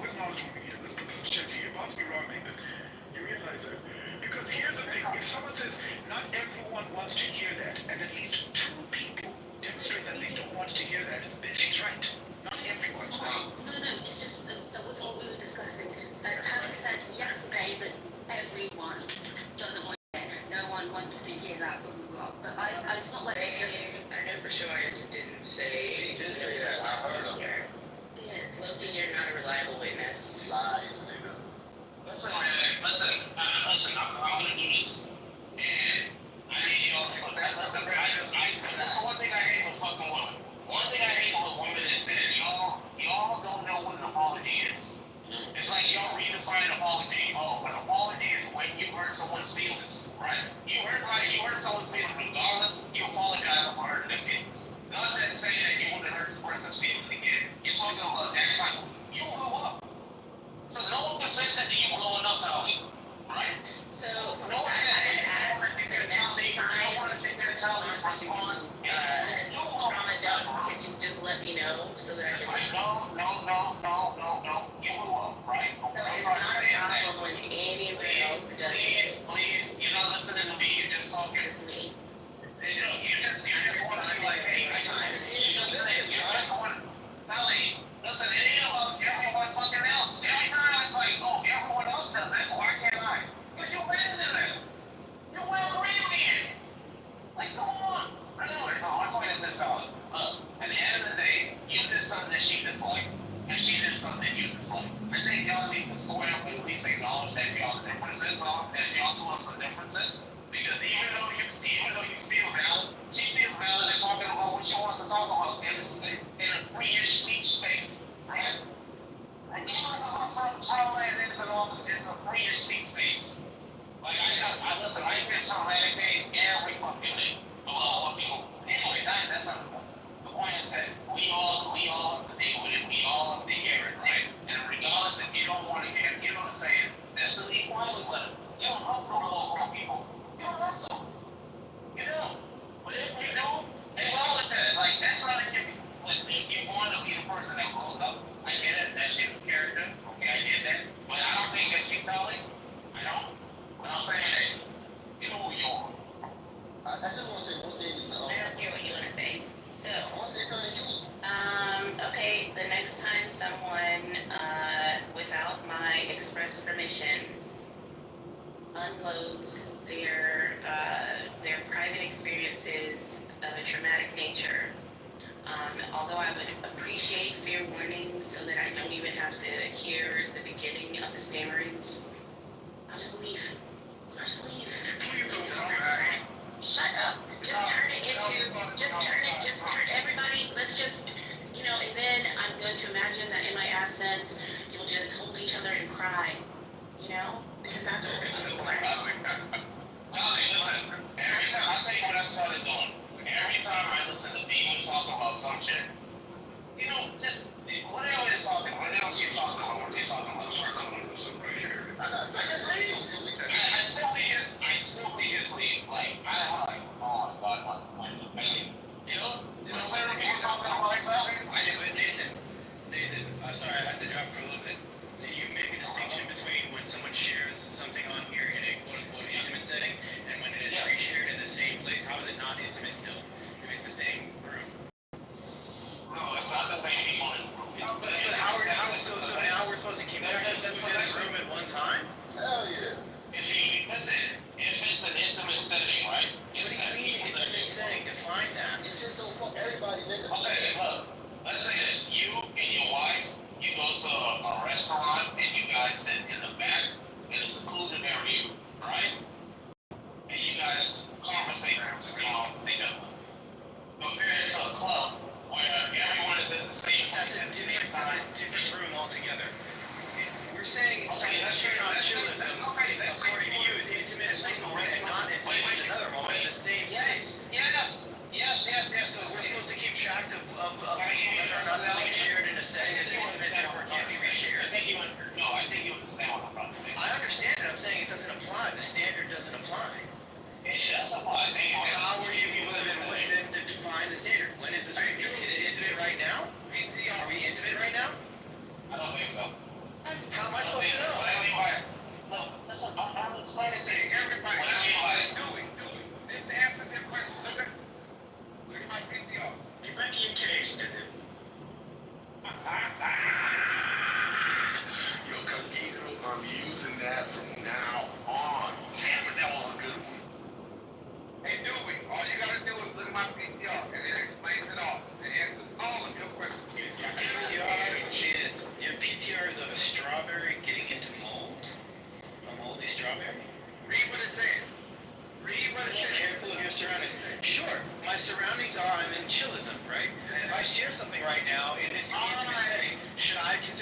safe from it being reshared in the same room the next day. I know. That's What makes the Senate intimate is the people you're surrounded by. Like this, like they go in this room, it's just like let's say it's an empty spot, right? And at certain periods of time, if a lot of people are in here, right? The setting isn't intimate. They go in a spot with a lot of people you're close with. People that open up the house themselves about things personal, and you doing that with them. That's an intimate setting. I get That that. happens in this room. Okay, I get that. How is Tiny supposed to know who that's who? Exactly. Tally is in the stupid room. She knows what common sense is. No, And stop. you guys are trying to say that Tally is oblivious to intimate settings. You're trying to tell me that Tally Sometimes I'm on here and I don't even look at the profiles to see who's in here. It's just in my ear. How am I supposed to know whether or not it's an intimate? There could be 100 people in the listening. There could be 20 people. I don't know. Like, here's the accusation of doxing. Now, look, it's fine. I get the idea that we should be sensitive, but the idea Alaska is overdoxing. Alaska is overdoxing. correct. That's not And I think that's kind of, again, Alaska, all due fairness. Dewey, will you I be don't think it's. yesterday? I was not here yesterday, no. Okay. what it is being a jerk. It's not But wait, before I said that, you didn't know. You didn't know if I was here yesterday, right? So if Tolly had repeated it to me, you don't know if that would have been doxing or not because there's no standard here in this room. Dewey, it's like, okay, it's like when Monica changed their name, right? We couldn't then call them Monica, but even though that was shared in the room, was that okay? Like, I'm going by you guys' rules. Yeah, I don't think that was like satire. No, I'm just giving that as an example, but I mean, Yeah, but the example proves the point. you weren't here yesterday, it wasn't just shared in the conversation. It doesn't matter now, because I think it's just causing friction. Alaska, how is that any different? How is that any different to when you refer to me and you say I should know all about colonialism? You refer to something I said in the past, but you don't know. No, I was referring to you in that. Yeah, maybe that's very sensitive. Exactly. It's a And maybe he said it in an intimate setting here. I've got to go. I don't like when y'all take on the autistic position. Play like It's not autistic. I don't know social If you're gonna accuse someone of doxing, you better fucking. You said arbitrary social cues. What are you doing? Like you can't do that. Like what the fuck? I may have something that'll build a bridge. Oh, yeah, no, can I just say this one thing? I put it in the chat, but Tally, I genuinely had no idea that was upsetting you and like triggering you, and sorry, you didn't say it's triggering you, but She said she put it in the chat. Did you see it in the chat? Yeah, but I just want to say, like, I just share my life, and sadly, some of my life is sad, but that's fine. Like, I'm in a very happy place. But no one ever told me that was upsetting them or triggering them, so I'm very sorry. I'll try and even be more, like, on it in the future.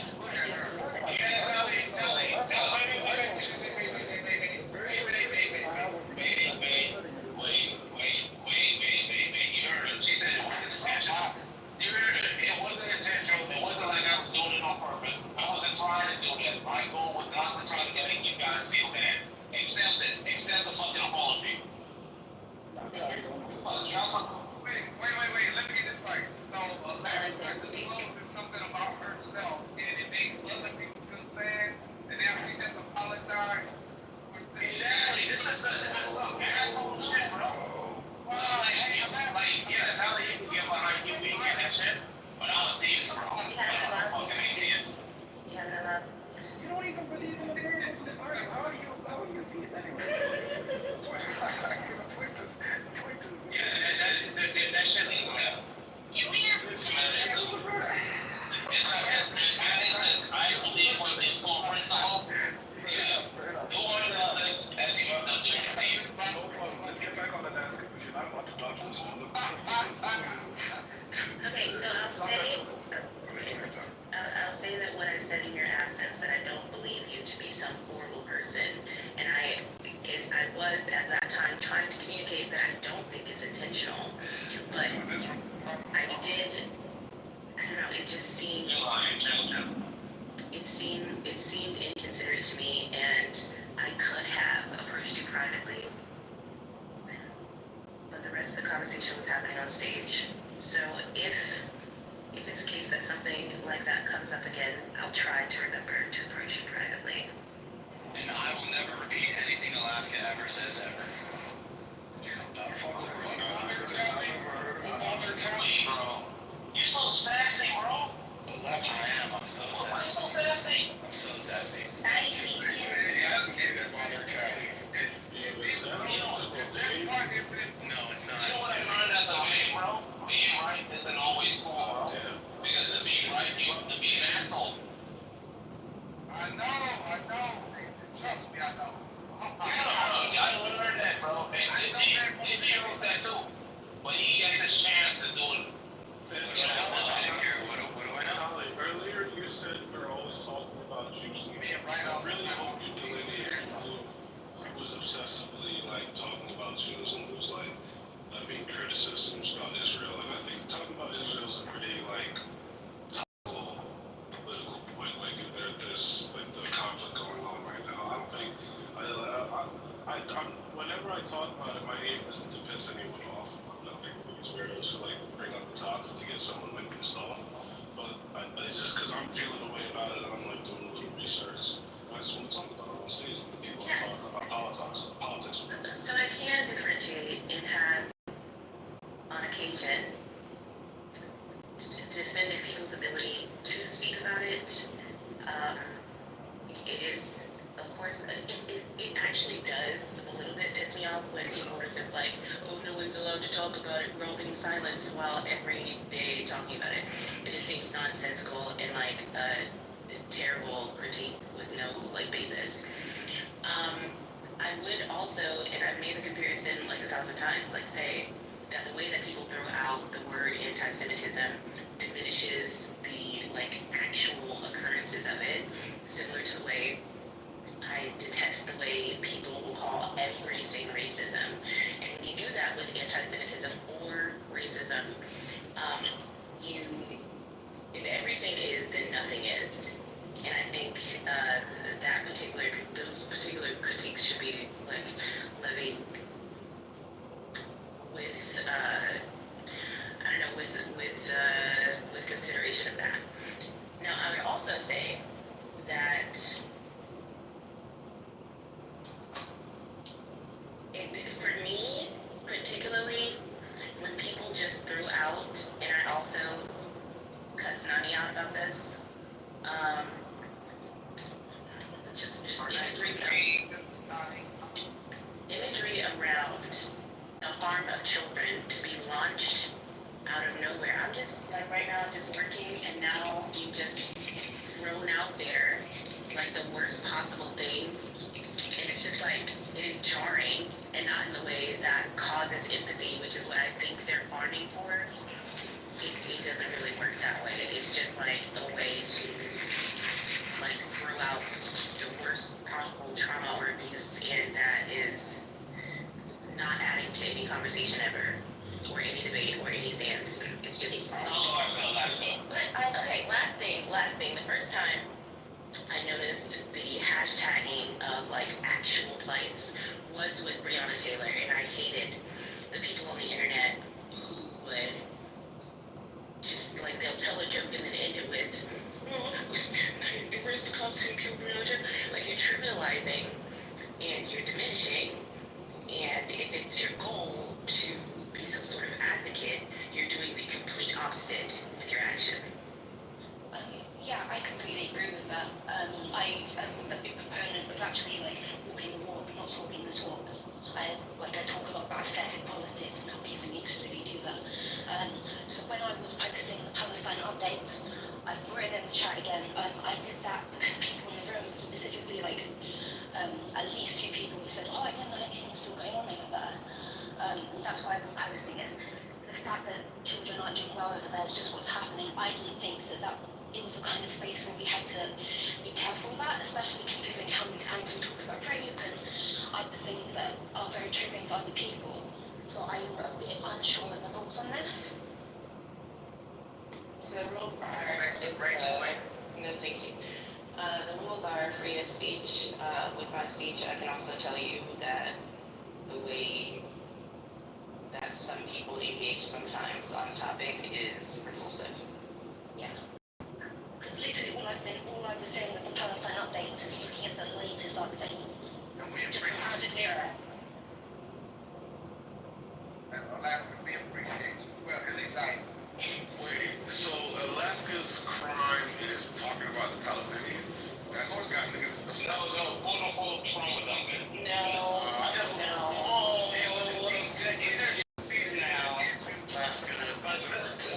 you got on the bad side. Yeah, let's not say that. Say it again. Shut up, you weirdo. Every time I listen to you, I want to take a bath and You wash should take myself. more baths. By the sound of your voice, it's Filthy, disgusting, get help ass weirdo. I know that there's dirt under your fingernail. I know that there's Helping her by like letting her live like this. and I think Because I think you're making it worse. You're letting it become more I feel like that metastasized, time more Bonnie dysfunctional. just rolled into the room and then you didn't. I just wanted to say this one thing, guys. I just wanted to say this one thing. Allie, listen. I've been arguing, right? One of my favorite topics, which is abortion, right? With women. Abortion with women. And you know what I hear all the time when I argue with them? How do you think that baby feels?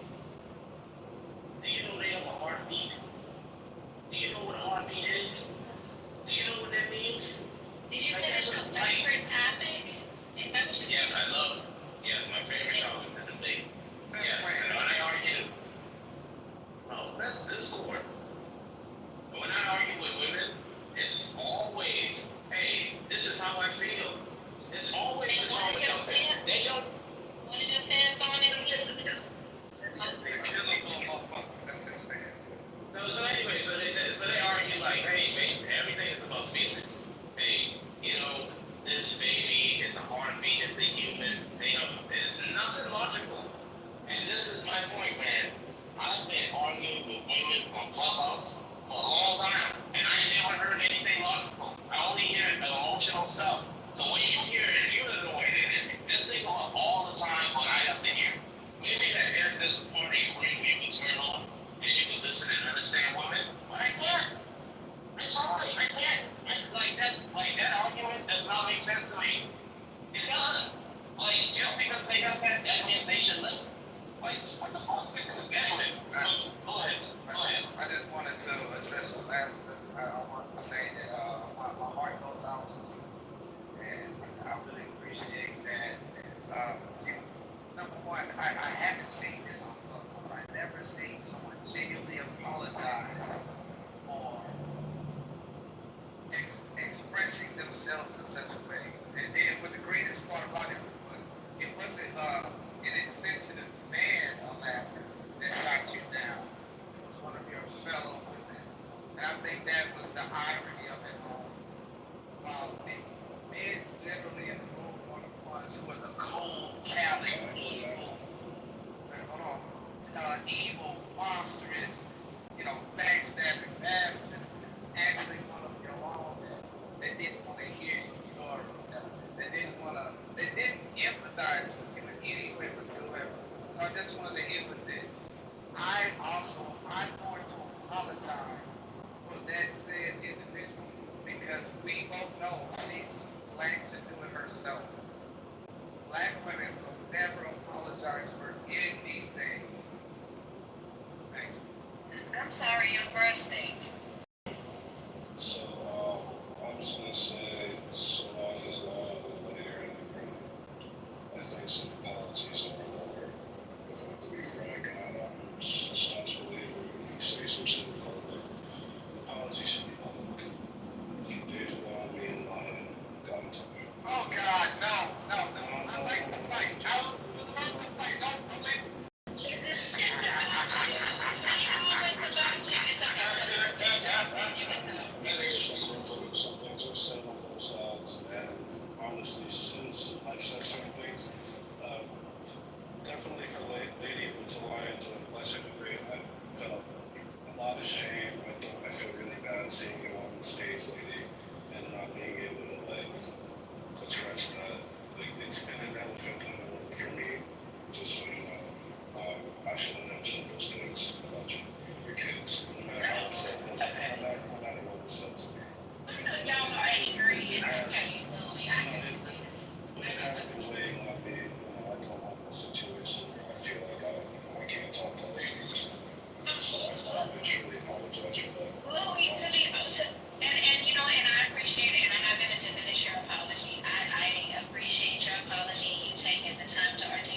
So I forgive you, and I'll be honest, I forgot about it after that day.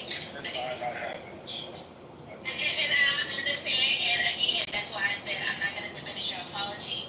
I appreciate it, and you know, we are good. We my favorite people in here. that makes And I apologize to the room now because you wasn't the only person in there. They wasn't the only people in the room. They were in the room too. No. You think you weren't together, bro? You chopping up on us. Brandon, I hate you so fucking much. I know, like that. He just, you know what? Nathan? I hope you accidentally spilled paint thinner in your most expensive paint. And you know what? I hope you never get the joy of learning new words as you, like, just insist on immediately misusing and mischaracterizing them. I had a better joke to follow it up. Can I do my joke that I was going to follow it up with? Since we're all in our feelings, and everybody's feeling good. Concrete, I accept your apology as well. And, you know, it's all good. Oh, I actually have no apology for concrete.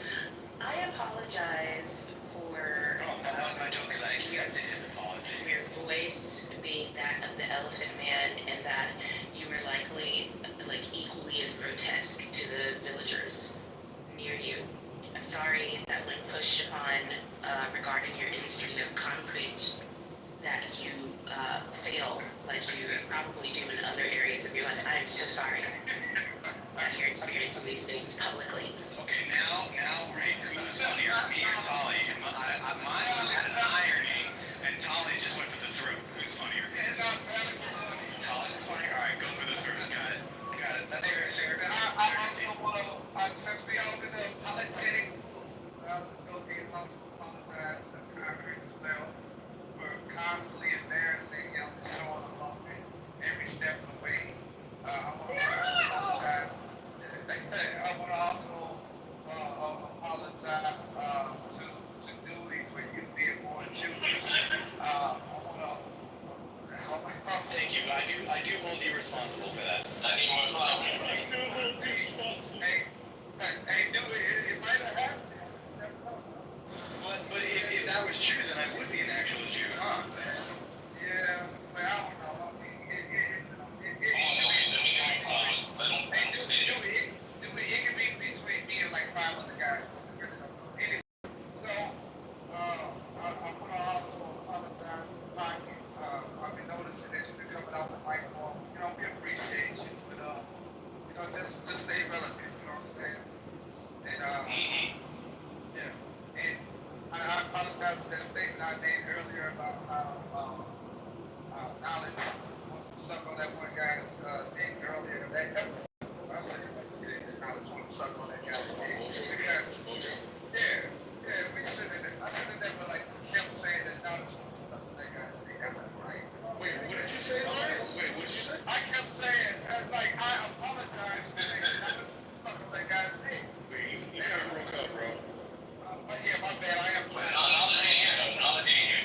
Oh, you're gonna have to repeat this later. yeah, not days. Okay, well, you know what I'm saying? Just, remind me to apologize about knowledge when they suck on that guy's dick, all right? And I think that's all, the hard concrete. You are also one of those people that's glad to apologize, so I'll apologize for you to the room. And listen, he can't help it.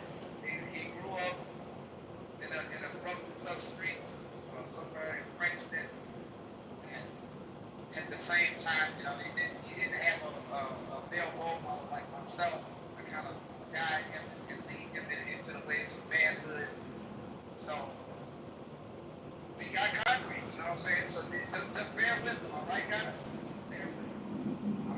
Damn, y'all should be apologizing to me. Nobody apologized to me. I'm the nigga that suffer. Every time I get off mic, I get jumped. That's a fact. No, that's a fact, bro. I apologize. That ain't no apologies. And niggas like Nathan won't allow you a space, Kojima. I hope you don't avoid problems. I always big of it. I apologize to Nathan. This is interrupting me right now. I apologize on his behalf to me. I apologize to me on his behalf. I apologize to you, Omnitether, because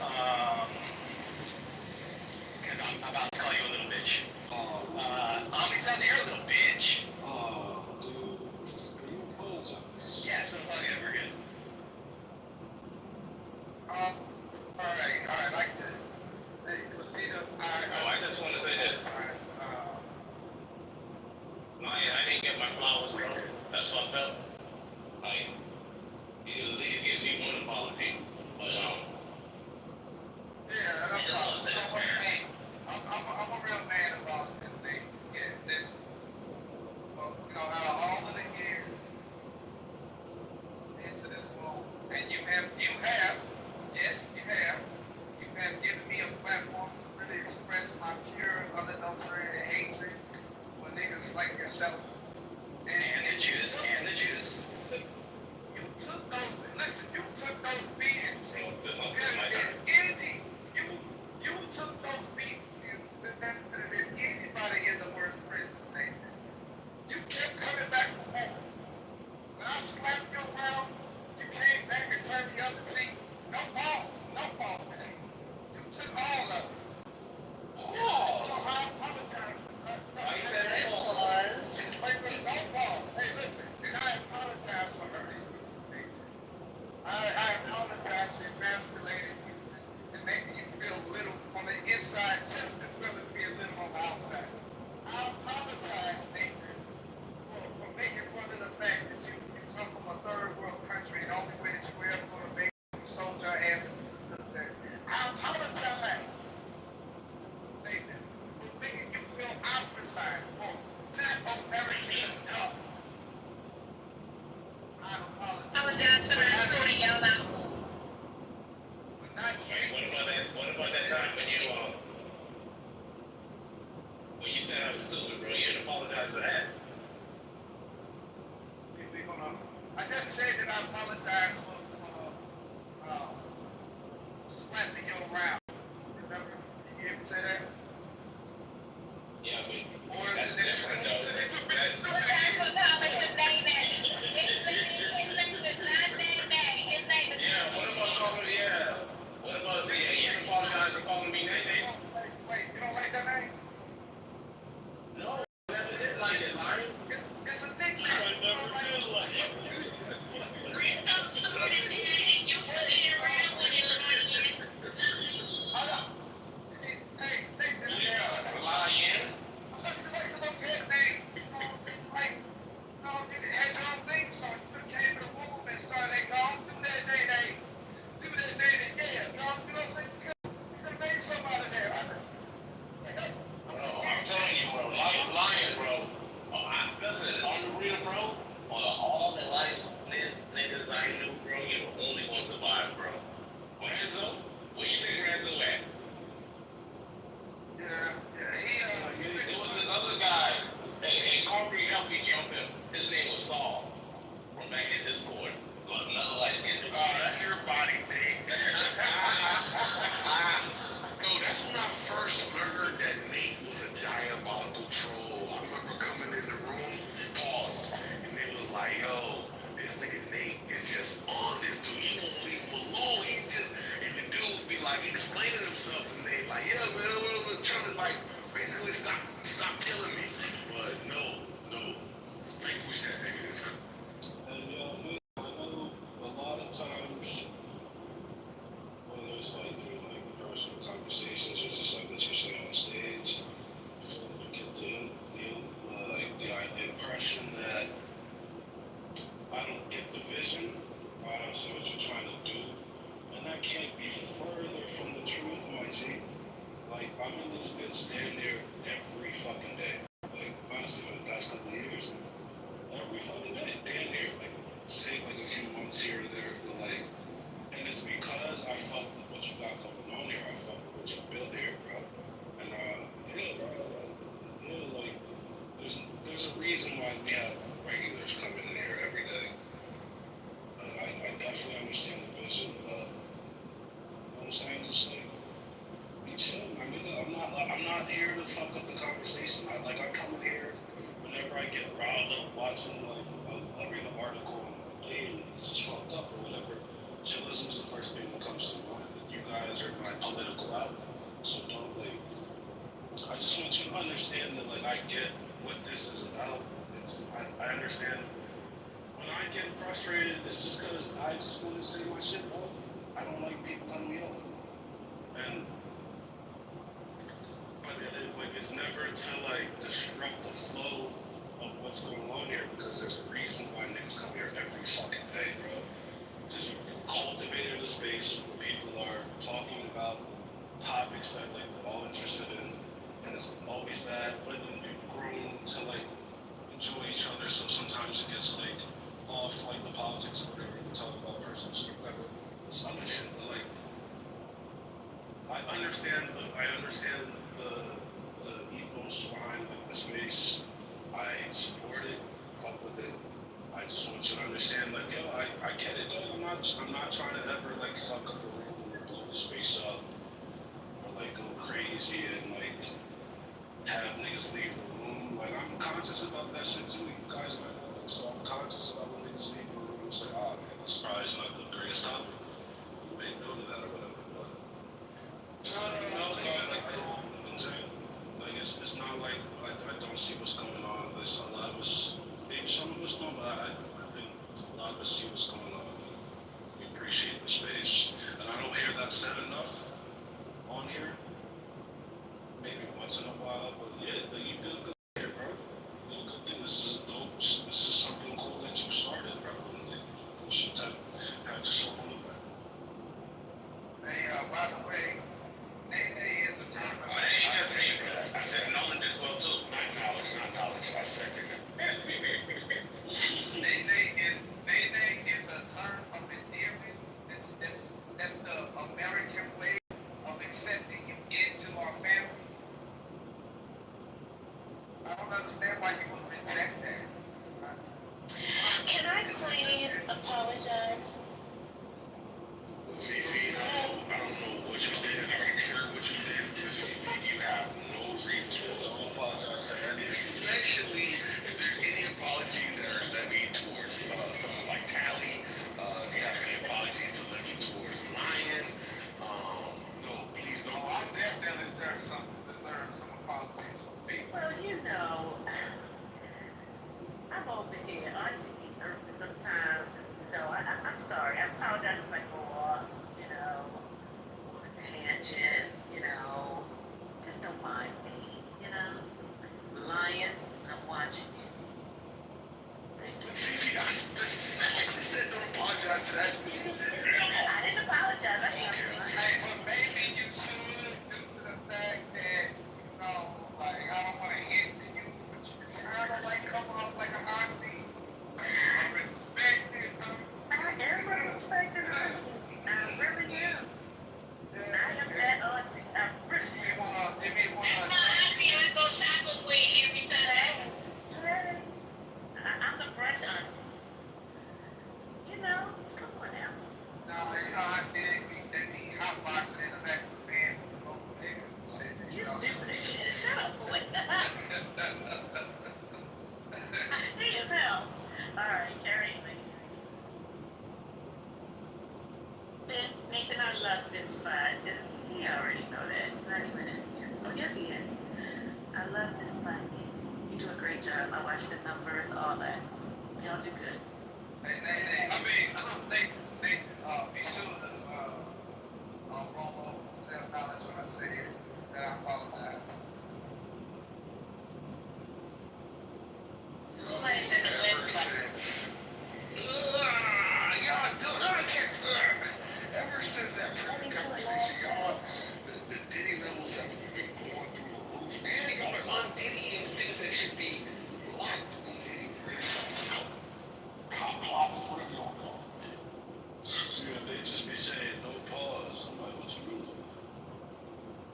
No, because y'all be wanting women to say pause, and what women gotta say pause for when it's not a pausable moment because it's a women saying it? Because that's my mom. Oh. Acknowledging that egregious behavior. But we would feel funny if we said pause. Right. Like, if a woman says we she shouldn't have to say pause. Right. If somebody said, you know, like, I feel like if a woman is referring to another woman and says something that might be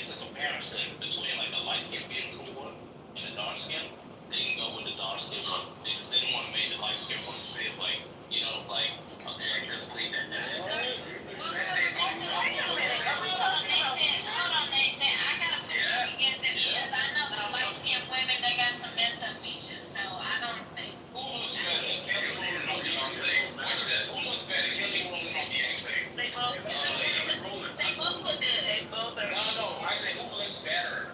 Yo, stop playing. I don't know. They both look good. I don't consider Beyonce light skin. I don't know why y'all keep trying to put her in the light skin box. She ain't light skin. Who looks better? It's the Who looks better though? it's something. You see that? You see that? Beyonce looks better. It's something. Yeah, Nathan, I'm answering that. You don't hear me?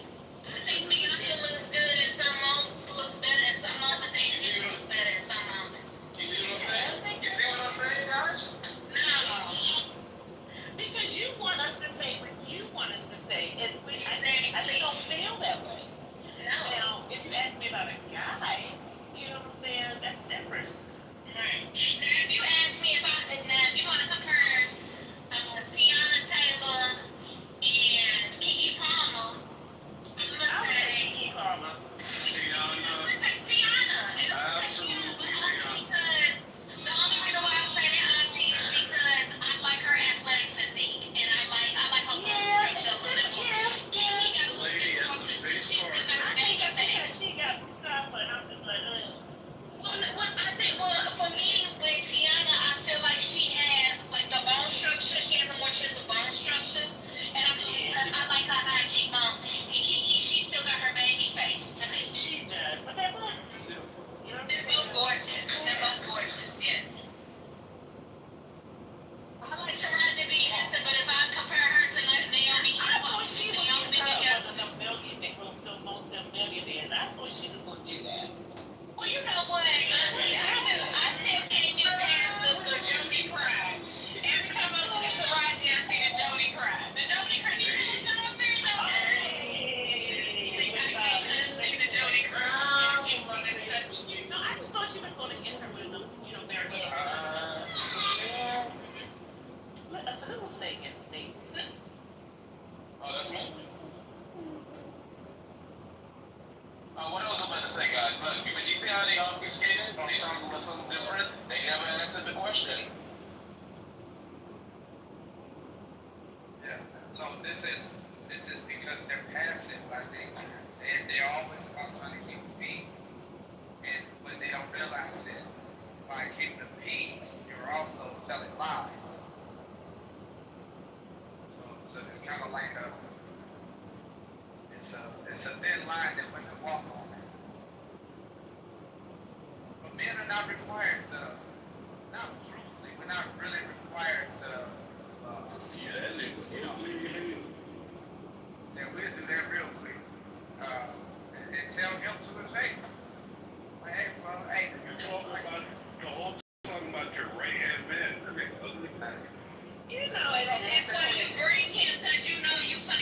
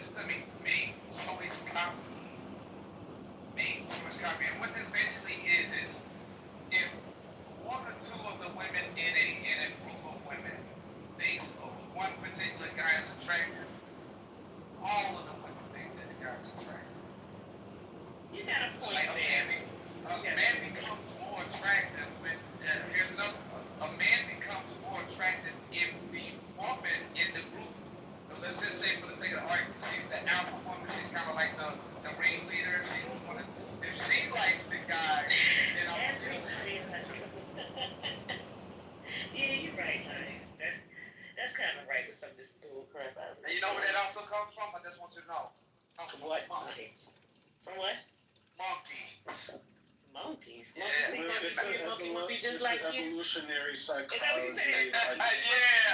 Most would be just like you. Oh yeah, I know that. Yeah, it's evolutionary psychology. The idea behind it is that the man who has who's like the most physically fit, to produce the most capable offspring, and also who is more how I say, like is more like capable to like provide and protect their offspring is most likely going to be like eyed or oogled by most of the women in like the community. So here's the crazy thing. Now watch this. This is the flip though. Men don't want Evolutionarily speaking, evolutionary psychology. Yeah, men do not want their women to have multiple male suitors chasing after them.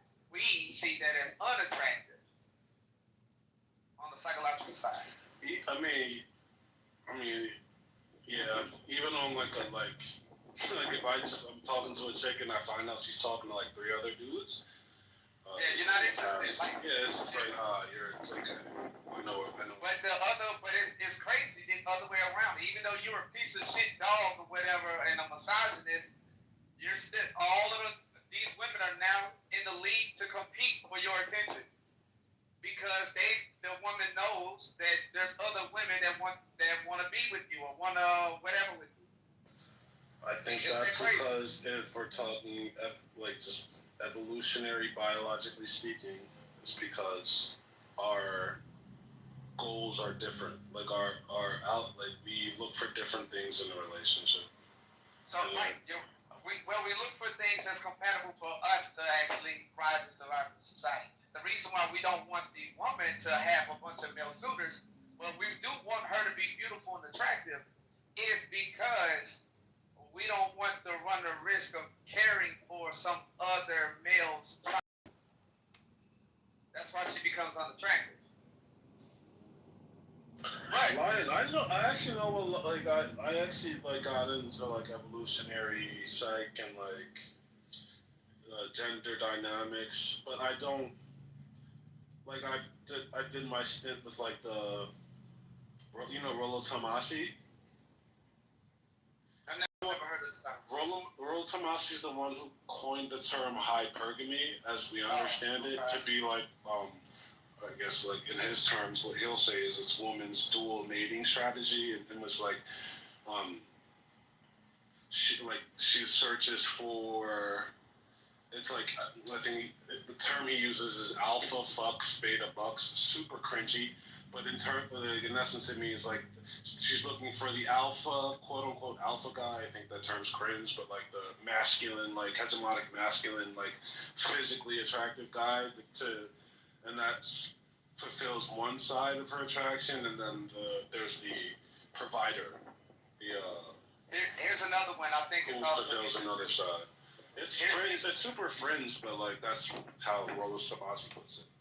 Here's another one I think is also interesting. This also goes to the dynamics of our society when we're pushing like men out of society and we want it to be more of like a female, I call it a gynotheocracy, and what I mean by that is the worship of women, and the government is also formulated by women. Everything with women.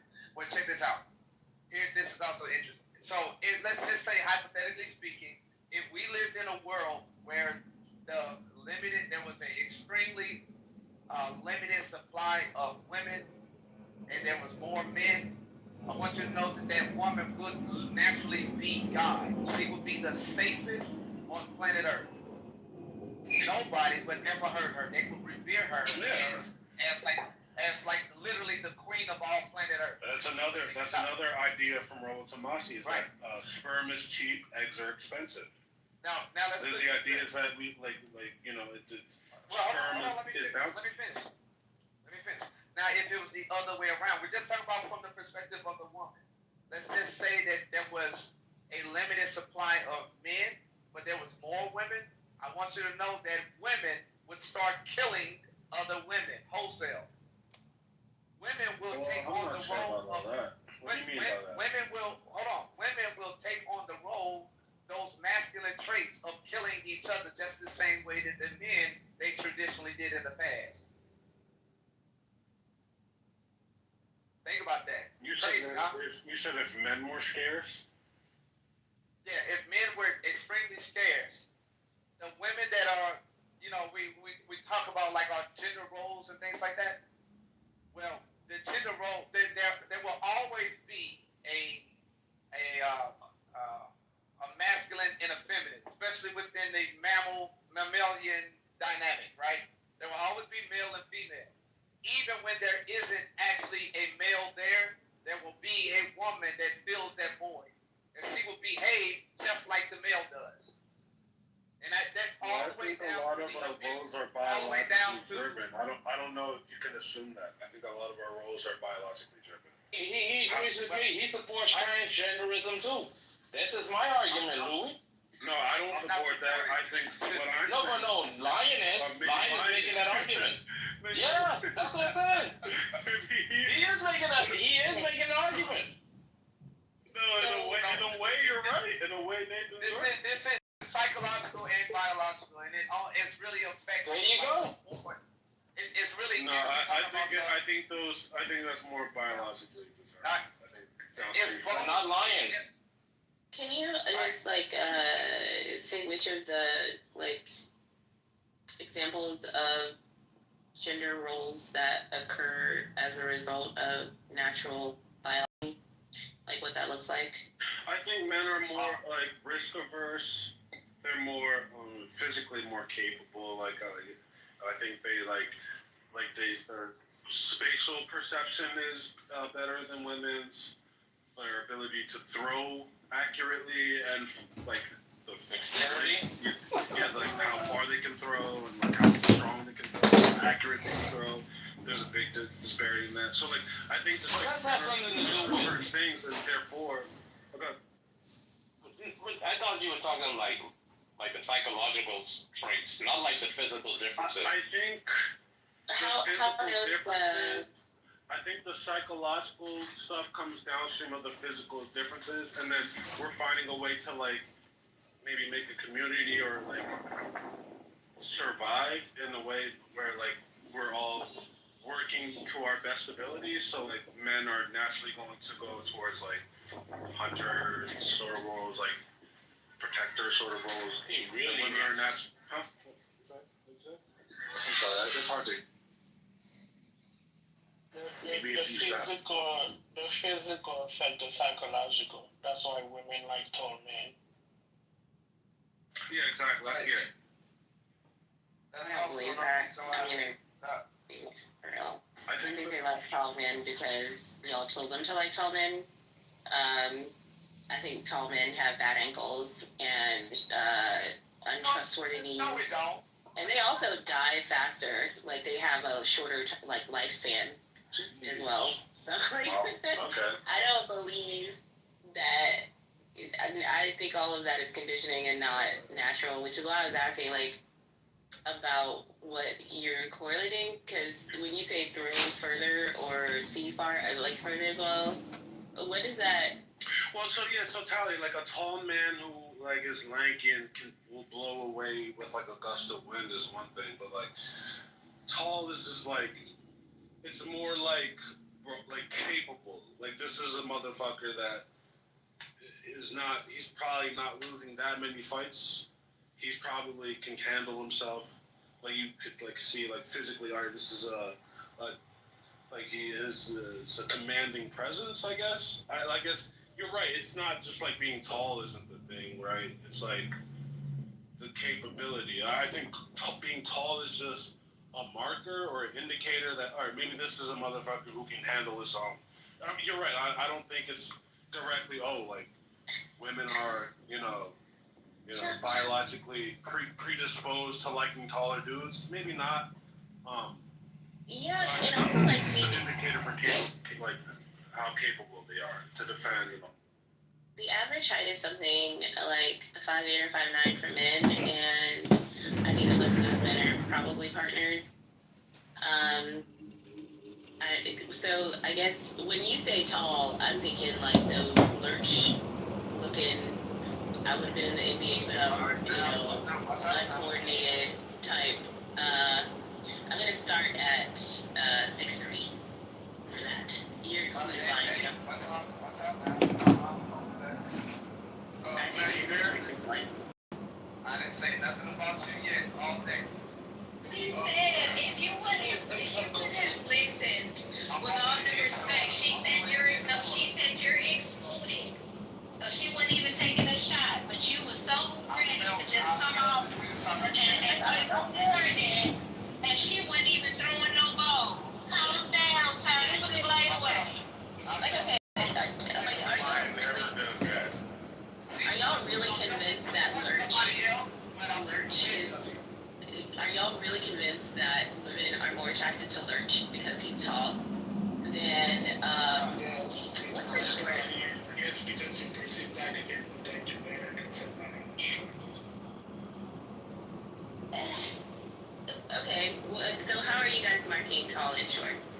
and reminded the average is like 5. Taller than you, taller than you. It's in comparison to yourself. So I think the average height of women is like 5'4". Right. So tall.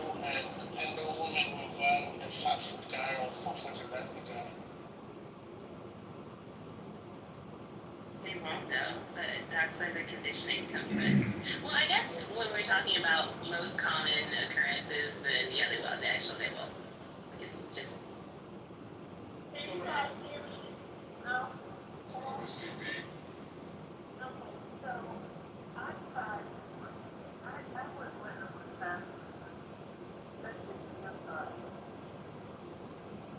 I don't need you specific. It's a woman thing. Okay, so That is not dating nobody 5 foot. I have went on dates. When I say dating, I mean like went on dates with someone my height. And I'm 5'5". Hey, well, I mean, we I'm all 6'4", but I'm also. Now, we all know that you ain't been to the date, to the restaurant, and then you went and got the phone books and sat the guy down on the chair, and then sat across from him and act like nothing happened. You knew damn well, you was like, nah. Why you gotta do that? Why you gotta do that? Bring the phone. No. See, no. Here's the thing. Mine trying to air something I did in college. And he was like, I was a heartless, cold thing, and he's glad he brought me back to the light.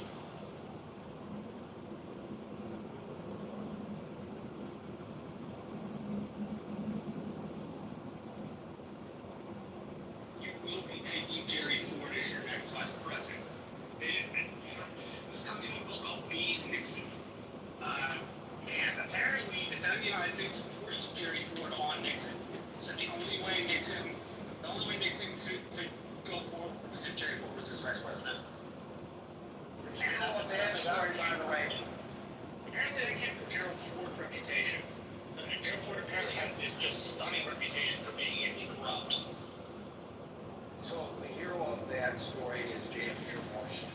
James Horst was the Washington bureau chief for the Detroit News, which at the time was an extremely conservative newspaper, and he had tremendous affinity for Congressman Gerald Ford from Grand Rapids because of the characteristics to which you just referred. And when he was tapped to be his press secretary, he was delighted to leave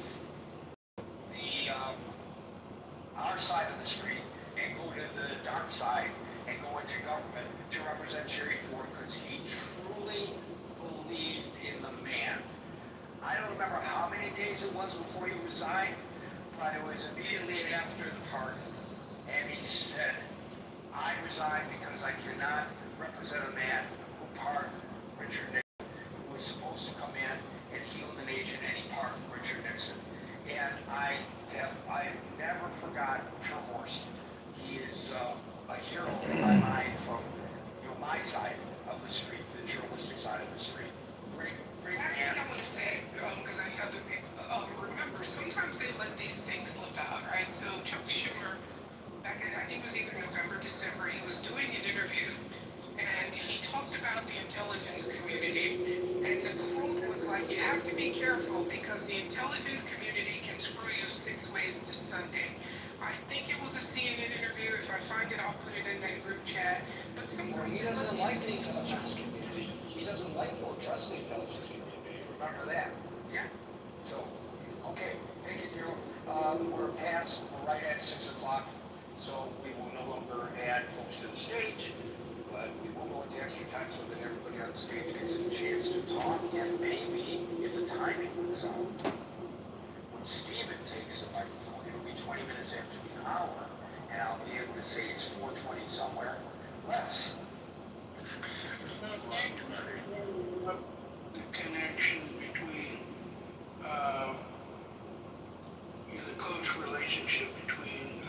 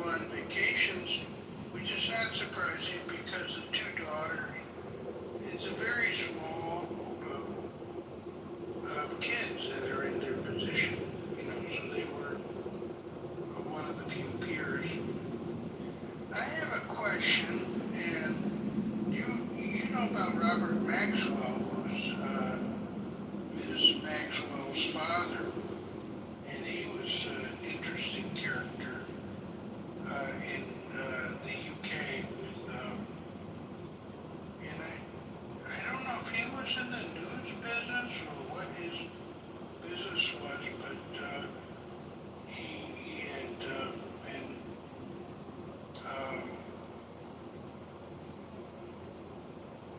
he had been disgraced as well.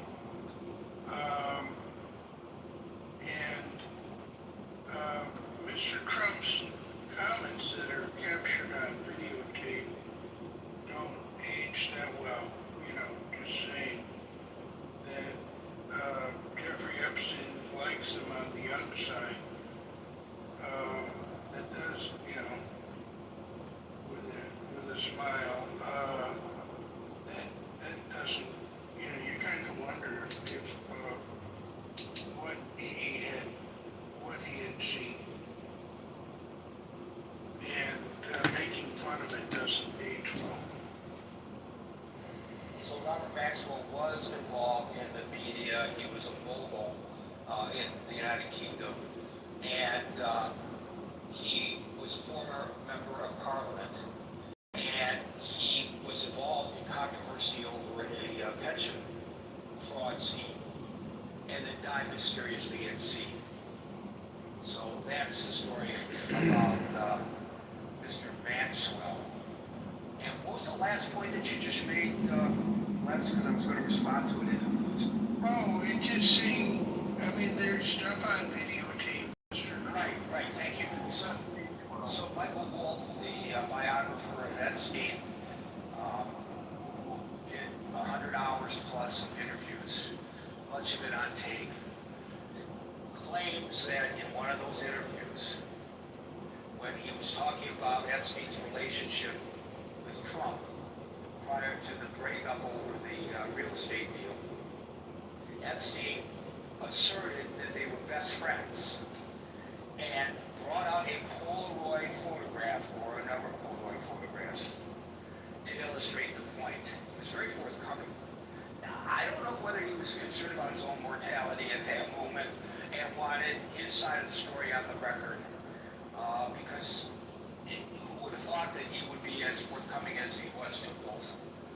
And according to Wolff, one of those photographs showed then private citizen Donald Trump with Epstein and a topless young lady of indeterminate age sitting on Trump's lap. Now, she could have been of age, and you may think that that is, you know, totally inappropriate, and it might freak you out if in fact the story is accurate. But it lends credence to what an earlier caller said, I think it was Money, about the credibility of the president's assertions today that he knew nothing about what was going on. And this was at the Palm Beach house. This was at Epstein's Palm Beach mansion. That Trump had no knowledge of what Epstein was up to, despite their close relationship, until he found him acting creepy at Mar-a-Lago. I don't think we've ever heard the details of that alleged creepiness at Mar-a-Lago, but to me, when I heard this description of this Polaroid out of the mouth of Wolff, I'm thinking, well, that sounds creepy to me. So, just something to consider. Thank you, Les. We'll go to Merrill, Stephen, Chris, and our prodigal son, Odin Ware, who used to be a daily participant here, but is no longer here on a daily basis. But I get reports on you, sir. I get reports on you. I know you're active on Clubhouse, and I'm glad to hear that you are alive and well, and see now that you're alive and well. Merrill. Okay, just a few things. Now, some major, some to think about. One girl, she was about 12 years old. She was procured by Maxwell at Mar-a-Lago.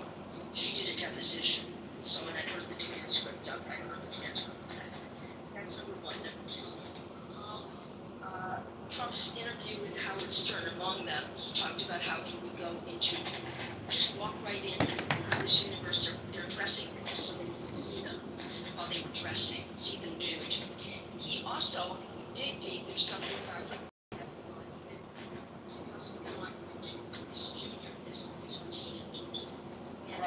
Epstein wasn't involved in those instances. No, we're talking about Trump's. Okay, you're right. They have control of us who are not in that strata. So that's what. By the way, Meryl, we're having a hell of a time hearing you. You're out. You're in. You're out. It sounds like you have a microphone that's clicking in, clicking out. Yes, better now. Okay. Now it's bad. Are you using a headset? No, is still bad? No, now. Okay. One of the things was that Joe thought that he had to ask his wife before he made the decision. I thought that was very smart. The other thing is that I'm not so much interested in the list. A-list. We don't know what A-list is. Where did it originate? I like the files. The files. Question, I was wondering, have you Freedom of Information Act request in because done on him. Coming there, he wasn't going a lot of places. Everybody was coming there. After 16 years of investigation into his activities involving underage children. Not just Yeah, we lost you. I'll call you. I'll drop you. I'll bring you back. All right, but let's just talk about underage children. If I am under investigation by my local police department, the county police, the state police, the FBI, because my neighbors have reported that young girls are in and out of my townhouse, and people are coming up there looking for older men. And what I'll do is since it's Saturday, I'll have more time Into my house. I will get the FOIA template and post it on my pin post, and then we'll do a community drive for FOIAs, and then we'll have some experts in FOIAs come up and explain to us the process, and maybe we'll even make an instructional video on how to do that. So, to answer your question about recorder repost of space, let's go to Dawn. Go ahead, Dawn. Indictments were sought.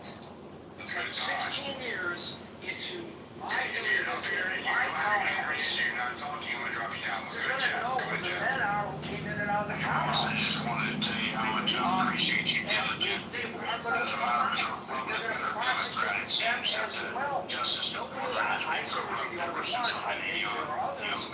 I hope there are others. Nobody's asking, what about them? Well, you have to wonder whether or not all those men slept with the young girls. You don't know that. And I But the investigators ought to have an understanding of it. You know, you know as well as I do, especially with the facts. We're not naming anybody as a pedophile in here without evidence. So, Lay you charges just completely unless lost they your are, ability with me, sir. in their minds, Sorry about your 100% luck. sure that Let's they're go going to to get Brad. Go conviction. ahead. Because it's better in their minds. Probably mute glitch. Repost space, everybody. We're just getting started. Go ahead, Brad. Yeah, I mean, I'm glad to see that it looks like they're doing something, but I'm always worried that we just get nothing burgers, no arrests, no prosecutions. It's now almost August, and the president has been the president for 8 months. They tried to blow his head off. They did everything they could do to make him seem like he's a Russian bed pisser. I mean, I think as Americans, we shouldn't be afraid of exacting justice, making arrests, using lawfare, and dragging these criminals into court and bankrupting them. So the sooner we see and arrests, the sooner we'll know they're not just giving us nothing burgers. Otherwise, it's just communication spam.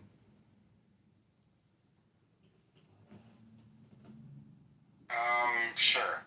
Okay. Let's go to George. Go ahead, George. Yes, sir. I apologize if I insult your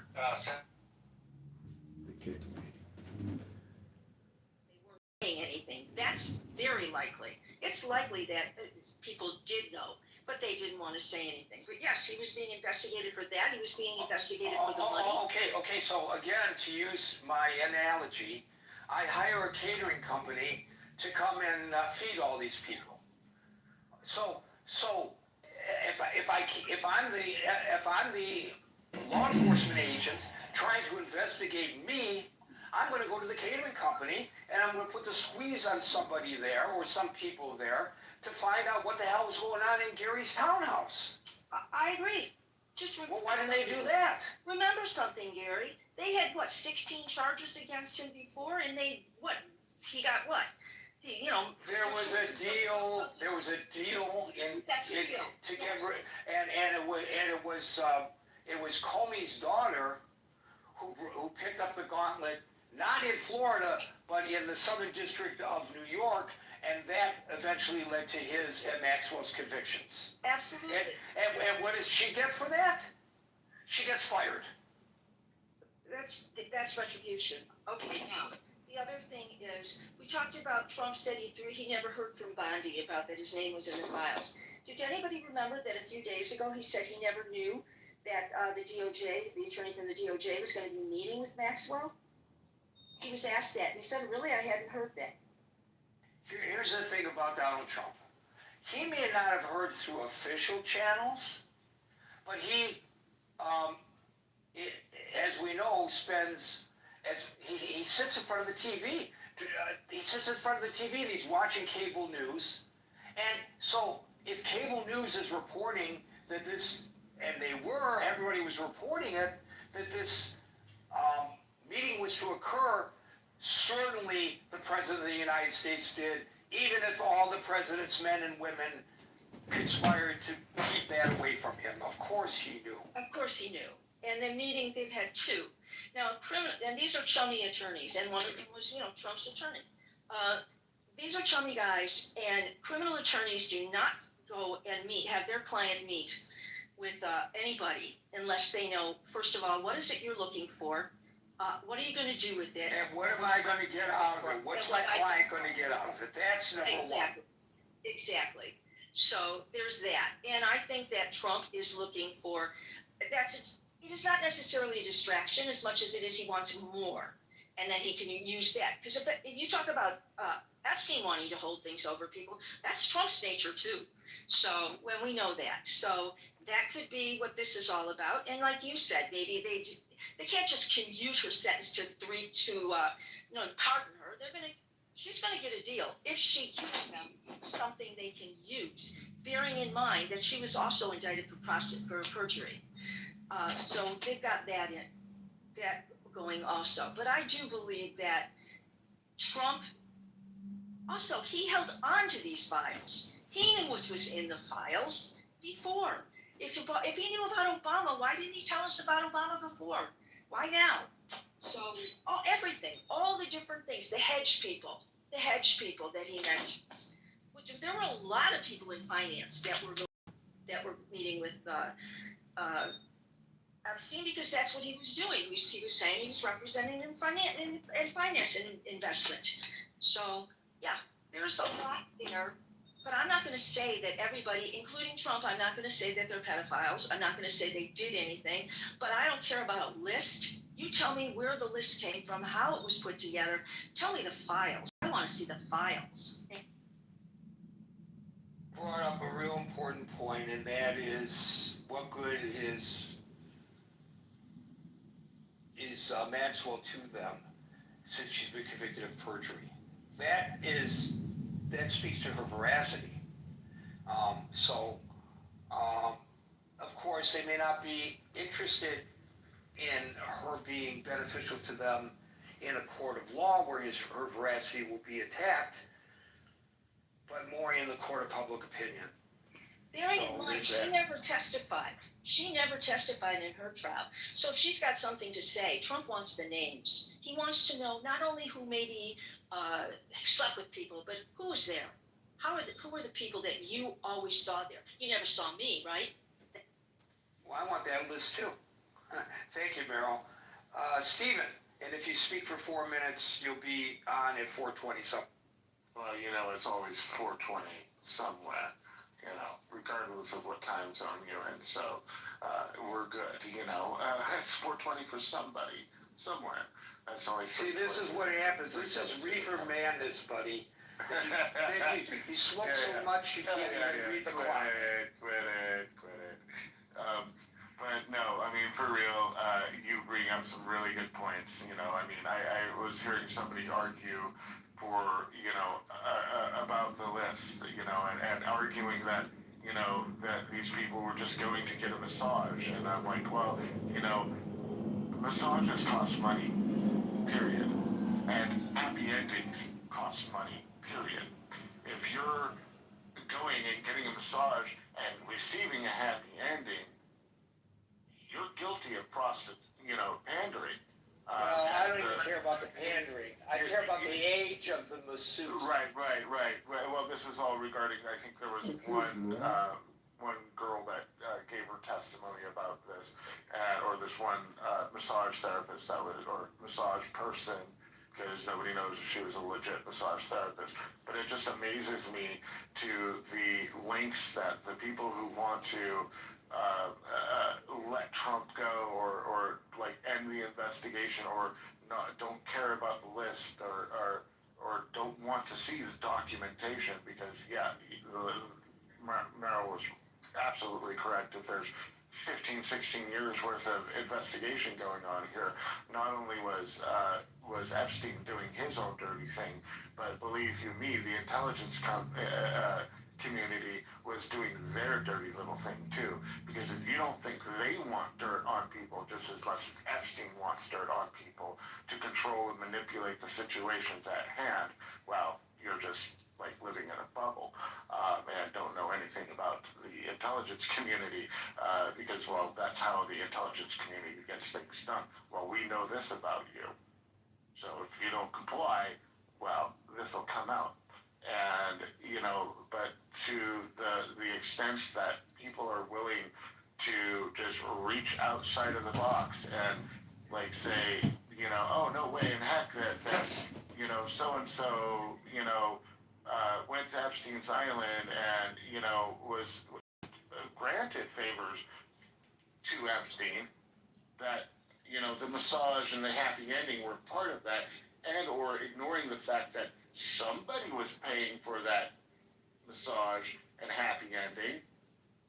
And if you wanted to get dirt on somebody, you said it earlier, freaking you're in a room where, happy endings, cocaine, and you're a cop, all this stuff is happening, well, you're guilty of complicity and letting things happen and going against the oath that you took. And that's part of being in the crooked side of law enforcement, is that you are compromised. It's very difficult to keep an uncompromised position in said position because you're put in those situations. And I don't know, who, where, what, why, and how, but the obvious point, like you stated, if they were investigating you for having all these young girls at your house and all these old men coming in on a consistent basis, well, it doesn't take much to put two and two together. But it's not. It doesn't really surprise me, but for some reason I'm still like, wow, in awe of the ability for people to just ram their head in the sand and go la la la la la la la la for this person. In particular Donald Trump, who's already been convicted of felonies, he's already been, proven to be a liar, who's already, denied being on the list, even though he denied even seeing the list, and he knew he was on the list well before any fucking list was probably even discovered, because he knows his relationship with Epstein. And I would be shitting my pants if I knew this was all about to come to light. And yeah, I am sure, positive, there are many politicians, many up people on that list, and each one needs to be investigated individually and brought to freaking justice. Those girls need to be found. They need to give their testimony in safety and sanctuary where they're not going to be exposed, because they have that right. They're victims. And I believe the majority of the reason is that for 110%, there are so many people on that list that not only the CIA or the intelligence community has dirt on it, doesn't want to lose that dirt on them, and still wants them to be in their positions of power so they can use that dirt on them. You know, this goes way deeper than Trump, way deeper than Epstein even. And, you know, he was just a facilitator in my mind. And he was getting tons of favors and being put in a position to have leverage over people. And it's a rare person that will not take advantage of those situations. And, you know, the people that are on the list that did not participate, again, they were probably not freaking ignorant of it. Because I don't know about you, but I'm a man. If I was like, hey man, I just got a massage and she gave me a happy ending, man. I didn't even need to ask for it. I mean, I'd be telling everybody at the party. And like, not only hey, man, that, she happy was ending 14 years old, man. Yeah, no, I get it. And that's sick and twisted, you know, and I can't, you know, and another argument they put forth, well, what's the legal age of consent? And I'm like, there is no legal age of consent for prostitution, buddy. Prostitution is prostitution, and if you're a woman giving out handy J's after a broken quote-unquote massage, I don't know about you, but I've seen plenty of massage parlors go down. You know a lot about these massage parlors, Steven, so thank you for your insight. We're going to move on. You know, I got friends. Yeah, I'm sure. So, thank you, Steven. We'll go to Chris and then Odin, where before I go to Chris, I just want to say, because the previous caller mentioned the police, they, you know, and this is a little off topic, well, maybe way off topic, but I just want to address what he said. The police have two other things that contribute to this kind of cover-up. They have something over you kind of thing, and that is the blue curtain and qualified immunity. Now, some of that's being busted open by cameras, but that adds to the protection that's already built in when it comes to holding police accountable when they violate people's Fourth Amendment rights. And I would say that it's sort of like going to Vegas. You know, the House always has the advantage. In these cases, the cops have the advantage, with the exception of when it's captured on video. Chris and Odin, where? Uh-oh, I'm going that way. No problem. Gary! Chris! Gary, you've done that thing again I like, where you make a thought-provoking conversation out of something that may just be to be able to sweep under the rug. Great job, Gary. Another great topic for another great day. It's not me, it's the people who contribute like yourself. Well, I'll take some credit, but it ain't up to me. I don't make the topics, and I missed your monologue. Normally it's really good, but I'm sure you've given people a lot of thought-provoking things since I've been here. Now, let's start from where you started at. Gary, I'm actually going to blame you for the reason Trump won't be able to shake this Epstein files. And the reason I say that is not because you were there and you have detailed information. No, it's because you are giving thought-provoking conversation that is going to leave us to continue to think about this even after the 5 weeks of them trying to shut down Congress. The reason I say that is because the questions that you're asking in here are the questions anybody that has ever had a RICO in their community knows. It takes about 5 to 8 years before that RICO gets to about 98%. They don't need 16 of them. They know everybody coming and going when they write that RICO out. They are investigating every single catering company in your example, or every single hired vendor that could have been in place of those crimes prior to those crimes getting out in the public knowing about the RICO, or any type of investigation done by the FBI. They have 16 years of this information, and we all know it. Now, we all know that Trump can't shake this because Trump has a problem doing the shaking correctly. He is literally shaking in his boots. And every chance he gets, he wants to defame the next person or pass blame on the next person instead of standing in front of this and saying, like everybody in here has kind of said, well, he was a friend of mine. I did not know what was going on. Here's the documentation. I'm also with Merrill. I don't care about a list. The list can be compiled by the files once we all get the files.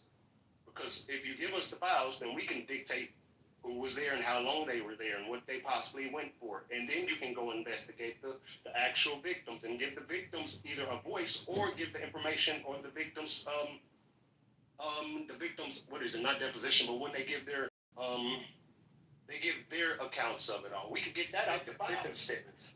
Victim statements, thank you. We can get those out the files. So assuming that we need another 6 months, 8 months, 2 years to get this information when the documentation and the files have already been compiled. Thank you, Pam Bondi, for opening up your big mouth and telling the world that you had all the files sitting directly on your desk, so we at least know that they're real. Thanks, Trump, for saying, hey, we're going to release these documents the moment I get back in office, because we're going to get those criminals out of here, those Democratic criminals out of here that was going to Epstein's files. Thank you guys for pushing the narrative enough for now us to have thought-provoking conversation about why are y'all hiding. See, it was easy when you wasn't trying to hide it and you said you were going to do it and then you were going to release some and not all, and then you did release what people thought would have been enough, but everybody knew that wasn't enough. But you played the game so long that the road ended, but the game's still playing. Now your toes is at the end of the ledge or the end of the cliff, and you have to jump now. Man, it's crazy to witness it, and we'll go to the class, so I don't want to hold you up too long, because I think right there just basically told us. I just want to ask you a question honestly. I didn't want to go into all the details and everything, but the Ghislaine Maxwell thing is very interesting to me. It's because that woman had the rights and the ability to speak for herself, to free herself from a lifetime of prison. You know what she didn't do? She didn't utilize all the information that she had to free herself. Well, as Ghislaine Maxwell's attorney keeps saying, whenever anybody will listen, my client is not. She did not give all the information to a person that could have saved herself. Why wouldn't she save herself with all that information? Instead, now, hello? Yeah, I answered you prematurely because your audio dropped out. I'm sorry. I said, as her attorney repeatedly says to anyone who will listen, my client is not suicidal. That's a message she's sending. That if she suddenly ends up swinging from the rafters of her cell, she is not suicidal. Well, Gary, and that's funny, because my look at this is she's not going to be suicidal. You know, that's your point. Yesterday. That was your point.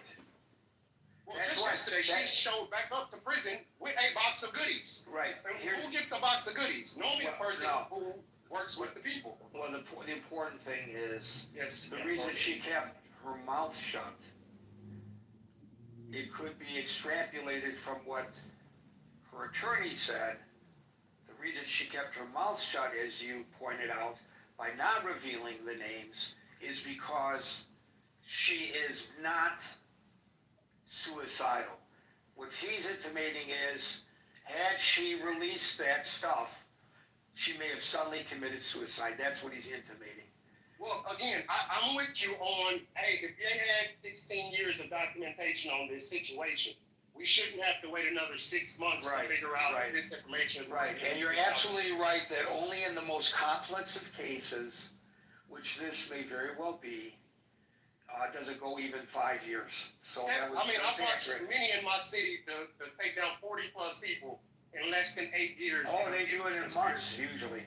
And that's my gist of that part of the conversation. But that also is why personally I don't believe you'll be able to shake this, is because people like you who are continuously asking the thought-provoking question that takes that top layer off. Somebody also said that, you know, those people were high-profile people in those places, and maybe they wanted something over them. Yeah, I'm sure if they had that documentation, it would be hard for any intelligence to want to give that enough, because the intelligence is the power.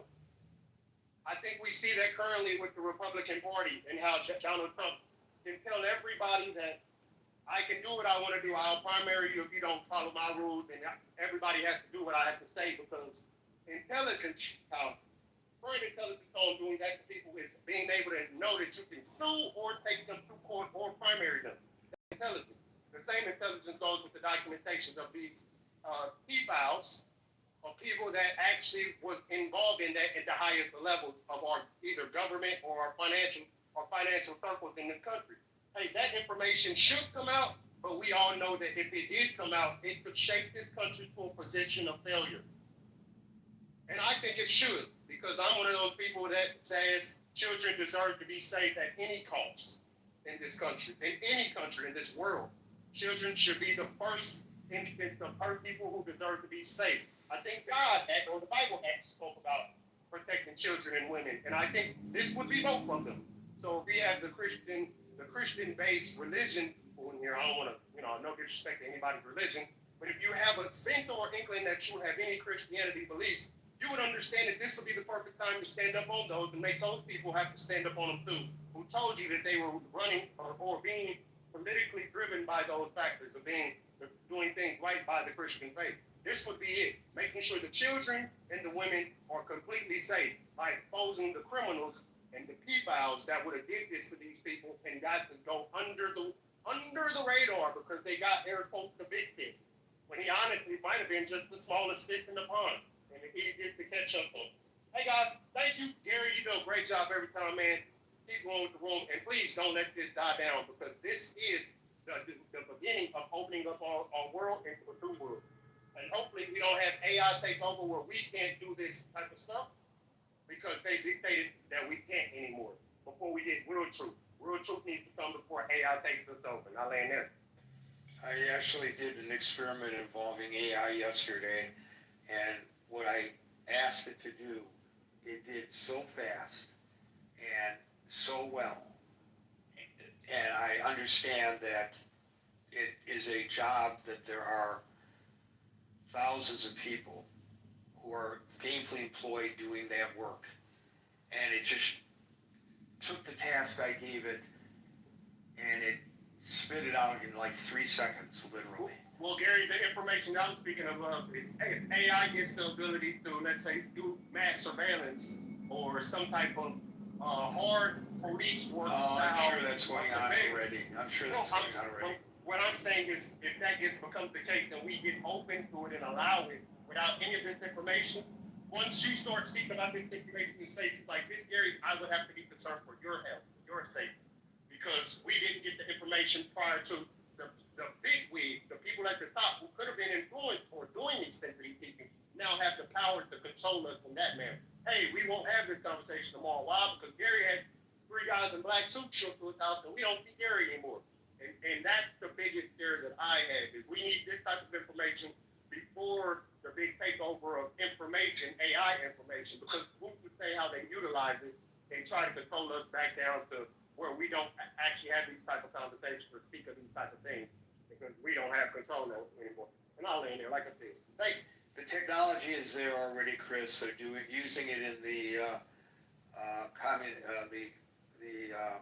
Chinese Communist Party is using it, and everybody's required to have a smartphone, and the smartphone tells them where they have been, who they've had contact with, and if you have contact with the wrong people, then you can have your ability to get on public transportation taken away from you, the food that you can get at the store reduced.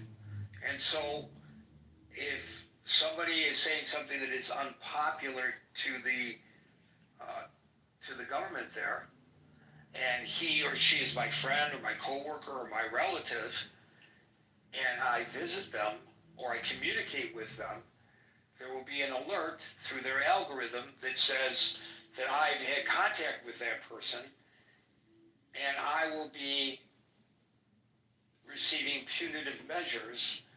It's all designed to prevent that person from spreading their opinions that the government there does not want discussed. So what Chris is talking about is not a hypothetical, only in terms of whether it ever is implemented in the United States, but the technology is already there. David, I'm not going to be able to get to you because you came on the stage too late, but Odianware, you get the last. Thank you very much, Gary. It's been a long time. I come sometimes, but I've been so busy.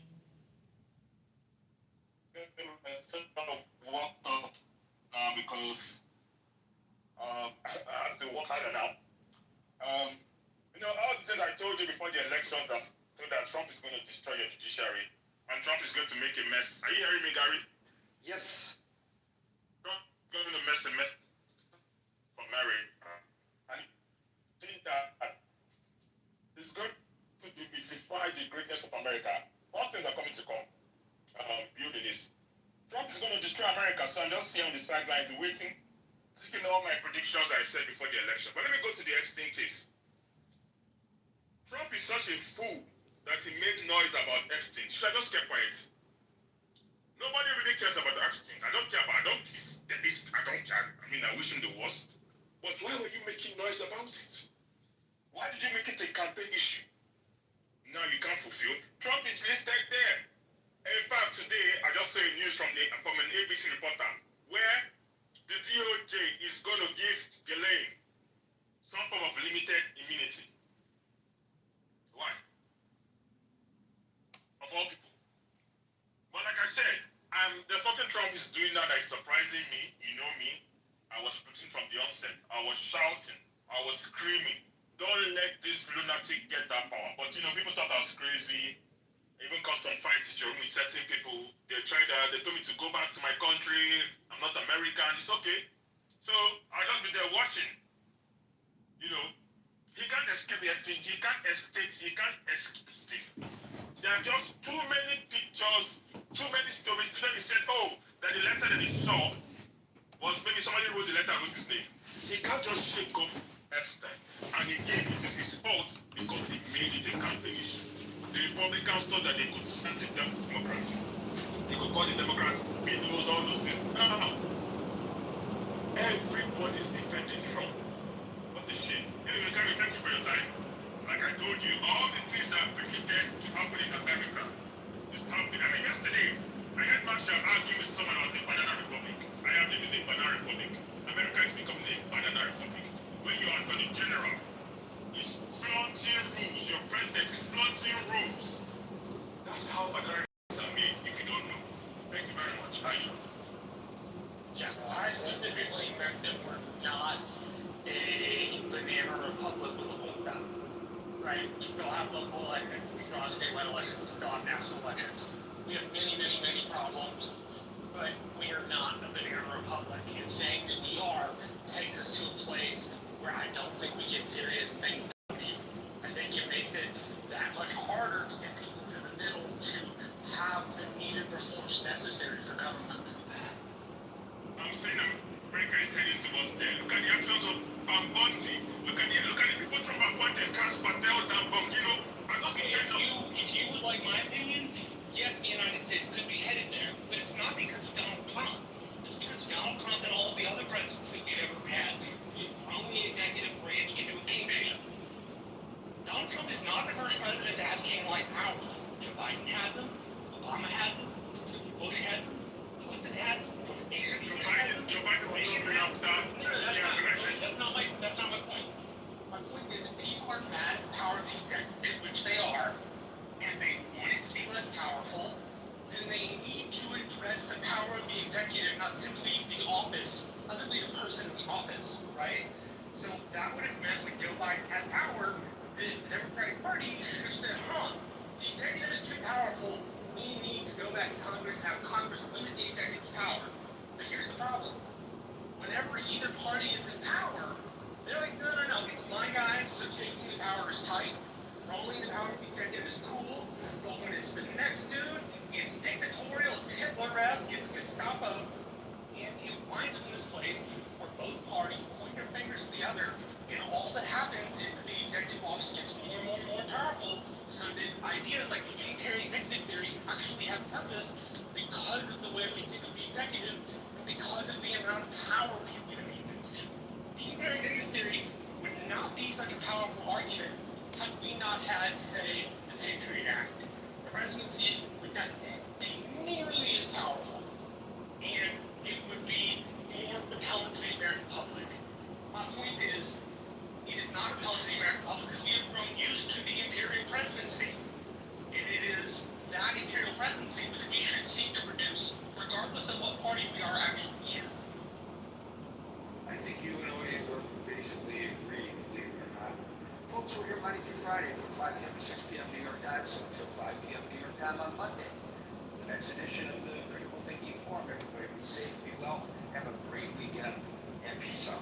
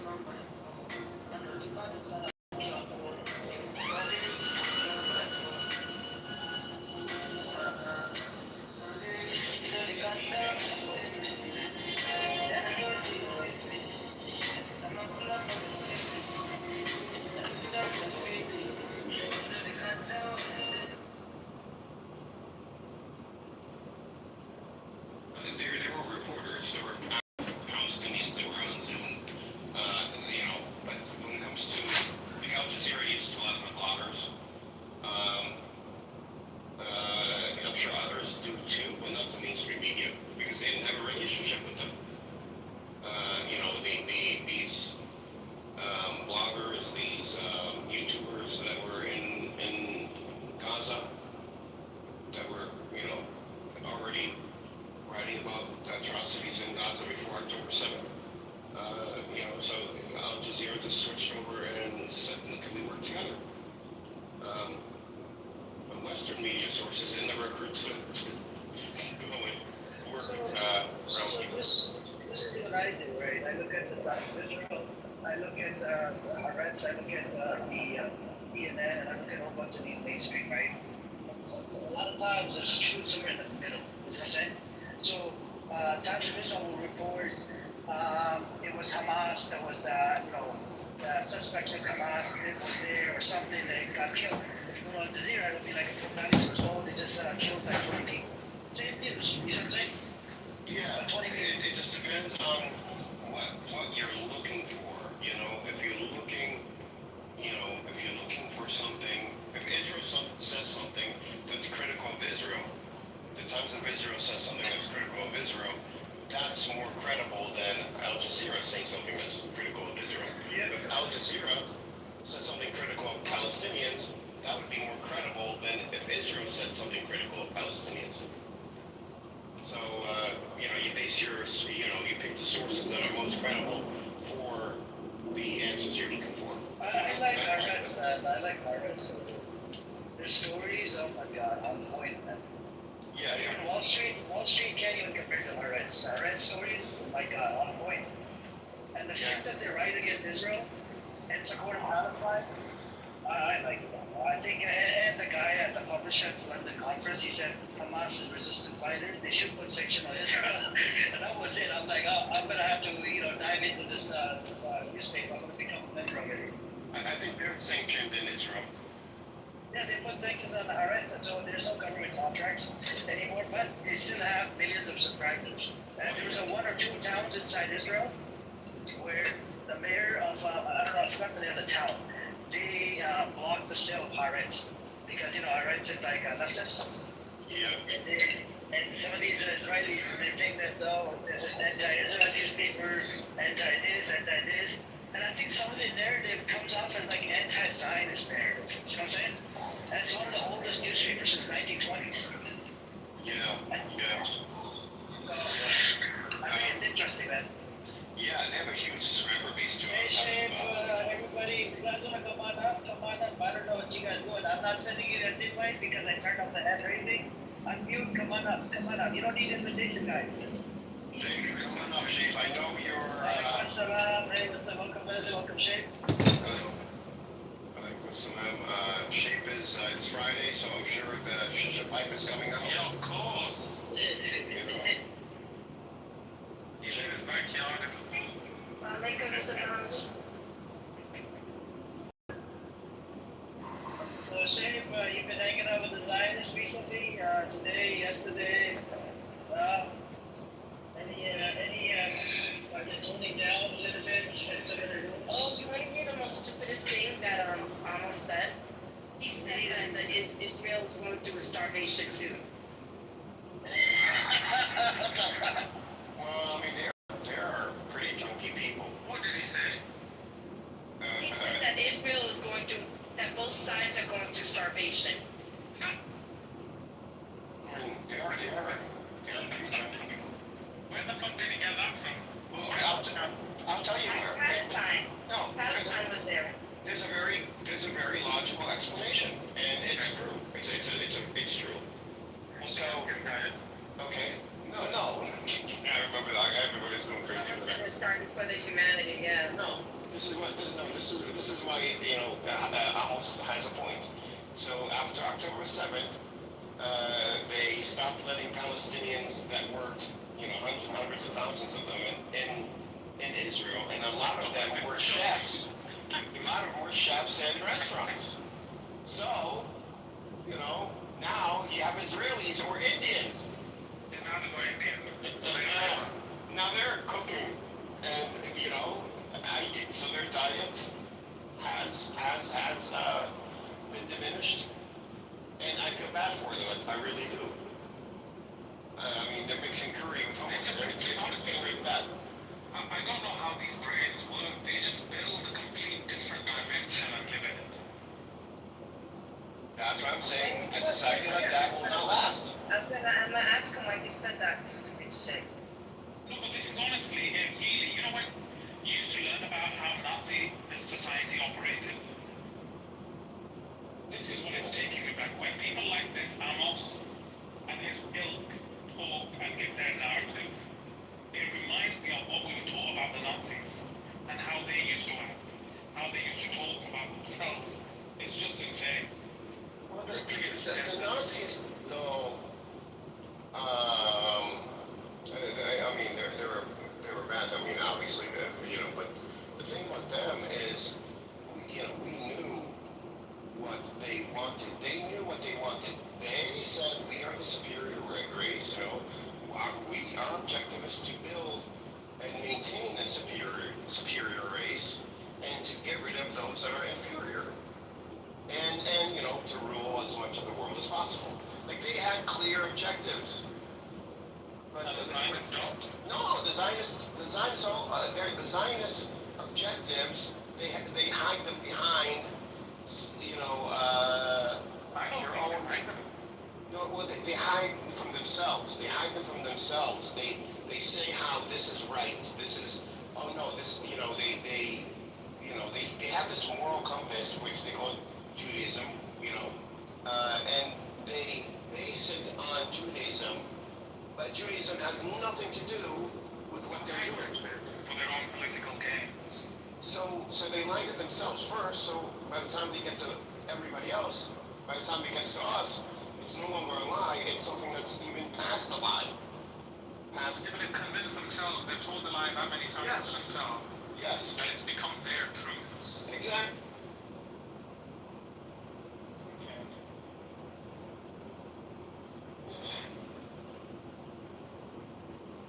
So, we got the UN chief says Gaza hunger, a moral Zionists kick me off. crisis. Yeah. The UN chief says Gaza hunger and moral crisis leading to sentencing scaled up in case of truce.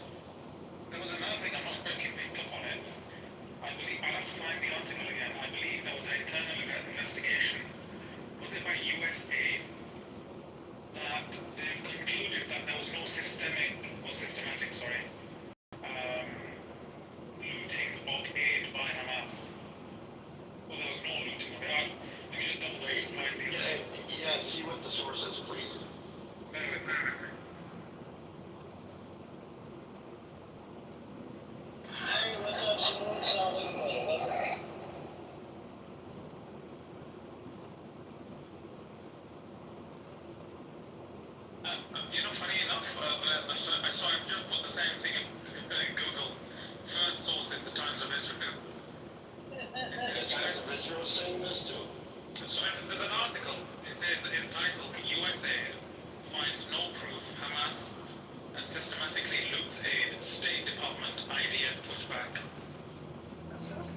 We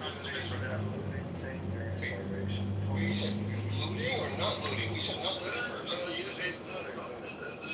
Yeah, so it said, obviously it's in the title, it says no proof Hamas is systematically looting aid or Oh, okay.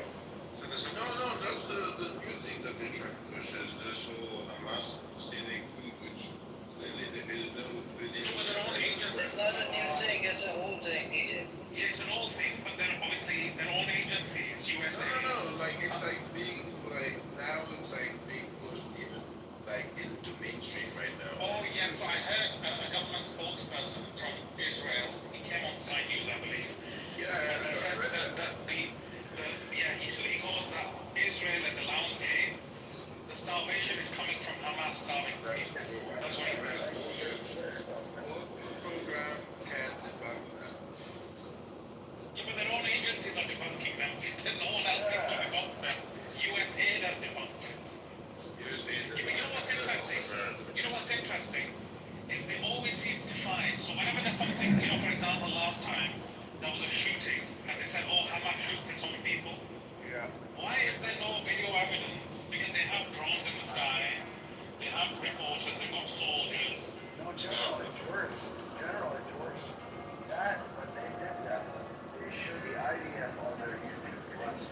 Yeah, no, we spoke about it, because it was a completely different Video. Yeah. And in that video, all you could see was a couple of militiamen who looked like militiamen shooting at the ground. Dispersing the crowd kind of Exactly. Yeah. This was their official IDF unit. Man, they're getting bad at lying. So what's it? They're good at it. Systemic or systematic? Systematic. Okay, so then they're saying that there isn't a plan by Hamas in place to steal the aid. To loot it. What I was saying is, you know, they have drones in the sky, they've got soldiers on the ground, intelligence agents on the ground. They seem to video everything. Why is that happening? I see now new videos. They are now doing control demolitions of houses that they destroyed. Yeah, but they've been doing that for ages. And no Control demolition, they've just been destroying anything. no videos of human shields either. I mean, they keep saying human shields. They see it. They don't show The videos. real evidence we have is them doing it. There are videos of Israelis doing shields. That's not. There's videos of them raping people. There's that. But the counter of nothing. You see, there's a phrase that really rings to mind, and it's quite poignant and quite accurate. Every accusation is a confession. Yeah, where did that come from? Yeah, I've heard this. That was me. That was me, guys. Every accusation is a confession. That sounds like something I would say, guys. So Mahmoud Aouda, on you know, the guy I watch on YouTube every day, every evening, you know, when he gives us a report on Israel and politics and what's happening in Gaza, he's said this multiple times. You know, every accusation is a confession by these people, meaning you know, the IDF or Israel. You know, some of the pictures coming out, honestly, there was a BBC article I was reading, and I'm thinking to myself, it was about a disabled boy, and he died. He literally reminded me of pictures again. Yeah, I saw that. They didn't even blur his face or anything. No, they didn't. And The it's pictures very I saw, you know, in school about the Holocaust, that's what it fucking reminded me of. Yeah. You know, it's not a nice picture. And imagine the countless families, kids, you know, having to go through this. They're literally dying.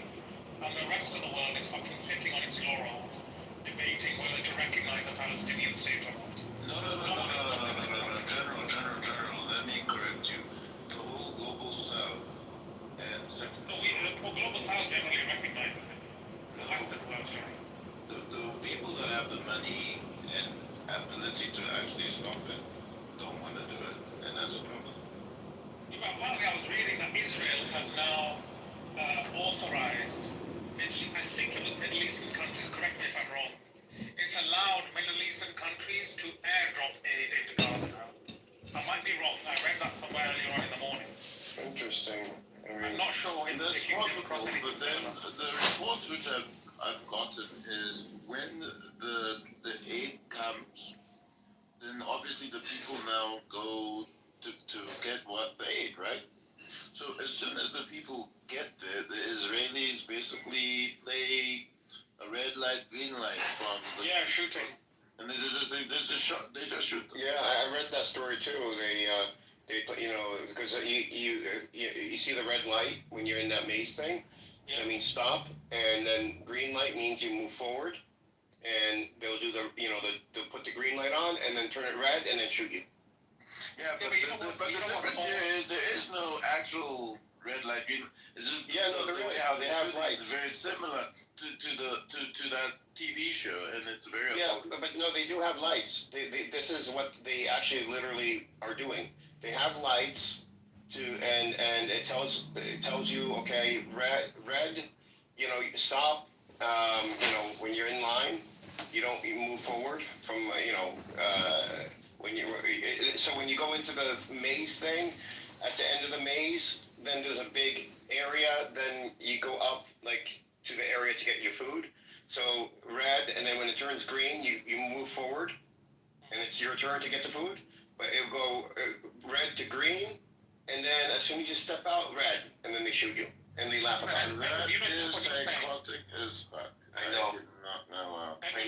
With regards to what you're saying, what's really frustrating and disheartening is when you look at the pictures and images of people clamoring for aid on top of each other. These people have literally got nothing on their plate. You can see how malnourished they are. What I find frustrating, and actually it's quite upsetting to an extent, that we're seeing people that have been forced into such desperation that they're clamoring over each other with their empty dishes for it. And a lot of these people are probably my parents' age, my grandparents' age, my siblings' age, people younger than me. People can't handle this. I can't, and I'm a cunt. With regards to, I'm very cold. When did you become a cunt? He's a cunt. I was born a cunt. That's how Europeans talk. We don't use cunt here. Oh, sorry, it's not American. No, I was just wondering what date. Do you have a time and date stamp? When did it happen? Was brought there. No, I get it, Lisa, but the problem is that they also have to do it under the guise of the legal protocols, right? So they're going to use all these pieces under the legal guise in order to use the smoke mirrors. That's the point, right? They can't go on and just go on a rampage and do whatever the hell they want, even though they've been doing that. They still got to do it under the legal guise. So they're going to question her and act like they're giving her immunity and blah, blah, blah. I mean, it's just a bunch of bullshit at the end of the day. So you think Gasoline went in there with all her notes and all her stuff and wasn't assured that she was going to get off? I mean, what the fuck? She could have went the other route, if that was the case, and give Trump's dumbass up. That's what she could have did. Unlimited immunity means that it's limited. It doesn't mean that she doesn't have full immunity. She only has limited immunity, so it's only parts and pieces. So what are the parts and pieces that she's actually got, we don't know. No, actually, when you talk about, when they say limited, they're talking about proffer, right? So it means whatever she gives as an answer, so this means that they can't use it later to prosecute her. Exactly. So so when you say limited immunity, it doesn't mean you're immune from cookies and ice cream, right? So whatever answer she gives, it just protects her from future, from someone coming after her because now she gave answers. Because you got to remember that when they did ask her questions, she pleaded the fifth. So now she might be answering the questions that she pleaded the fifth on. So if they and that's what they mean by it. It's just proffer. That's it. Well, Dr. Agee's agreeing with me. She's like, it's not full or absolute. And that was the point I was making. I understand that it's not cookies and cream, and I get No. What I'm saying is, so limited is based when they're giving her limited immunity, right? That's proper immunity. So that means like if they ask you, like say they're giving you limited immunity, that is based off the questions that they ask you. So your immunity is based off whatever questions they ask you and the answers that you give. So if they ask her, it's not like it's just on. It's in a certain area. They can ask her in this area and then start asking in that area, and then now she fucked herself. No, whatever they ask her, that is what the limitations is.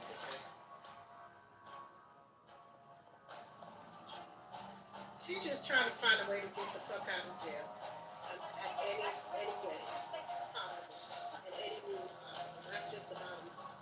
Let's also remember, she's a convicted liar, right? She was convicted of perjury. So whatever she provides, it's like not like even if she were to become a witness at a trial, it would basically be, it could easily be treated as unreliable. In fact, it probably should be. She's presented over 100 names, and that's all that's going to matter. When they put her in front of Congress, as I said previously, the CEO and Anthony guys can speak to this. If they put her in front of Congress in a congressional hearing, which will probably be one of the biggest congressional hearings of all times, those 100 names that she has already provided, which will likely leak within the next 2 days to the press, those 100 names, likely including Bill Clinton, will be what the public knows. Whether it's the truth or not no longer matters at all. Yeah, but you just put names out there without any real, without any real facts.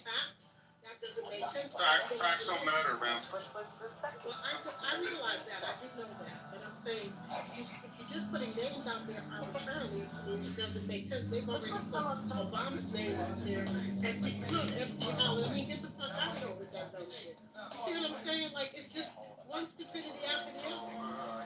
And see, I think that's why they gave her limited. So, like, say for example, or that conference. So, say for example, they asked her additional questions, and they get.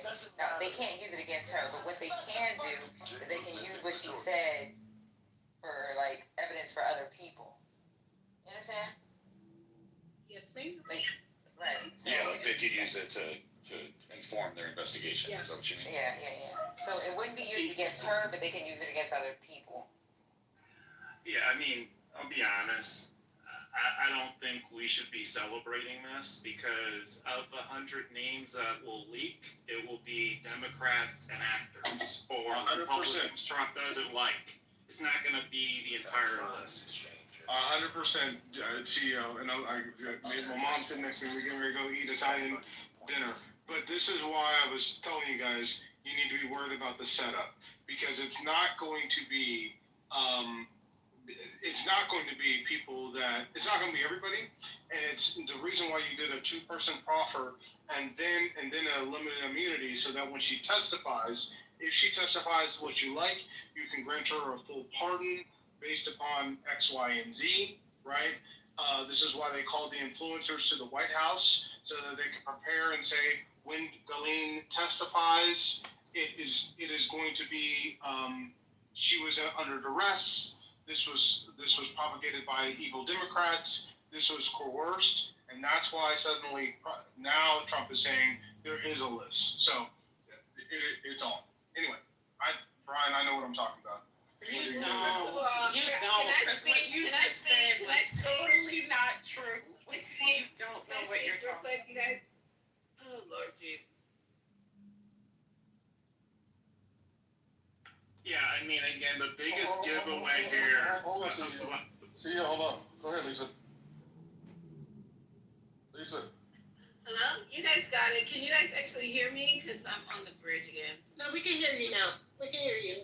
I just want to tell you guys, and Trent, while he's still on the stage, I really do not care if it's a Democrat, Republican, Independent, whoever.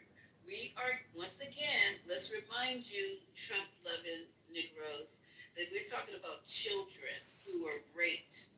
I don't give a fuck whose name is a 100. If you have put your member in a child, you deserve to be dealt with to the highest extent of the law. Period. Okay? So So I don't know why you say get ready. Them motherfuckers need to get ready. Whoever was raping children need to get ready. I don't need to get ready for shit. I didn't do nothing.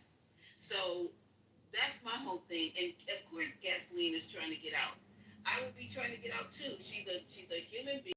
She's a despicable bitch, but she wants to get out. So she's using her leverage.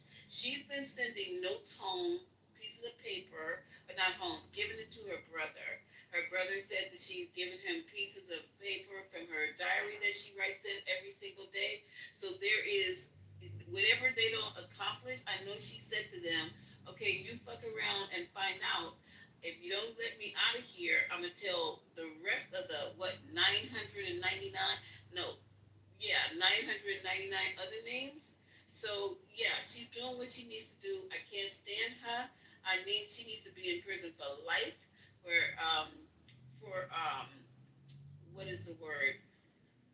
Being a person who supplied these children to these creeps. A co-conspirator. A co-conspirator. Yeah, so I don't give a fuck about her. None of these people on this fucking list. They can all go fucking down. Clinton and all the rest of them. So what are you talking about right now? Are you okay? Yeah, so Lisa, so serious question. I just want to ask you how much the justice is worth to you. Is it worth it for it to only be Democrats and Hollywood actors, and for it not to be Trump? Let me finish, please. And for it to not be Trump, and for it to not be anyone Trump wants to protect, and for her to get a pardon out of this. Is that worth it to you?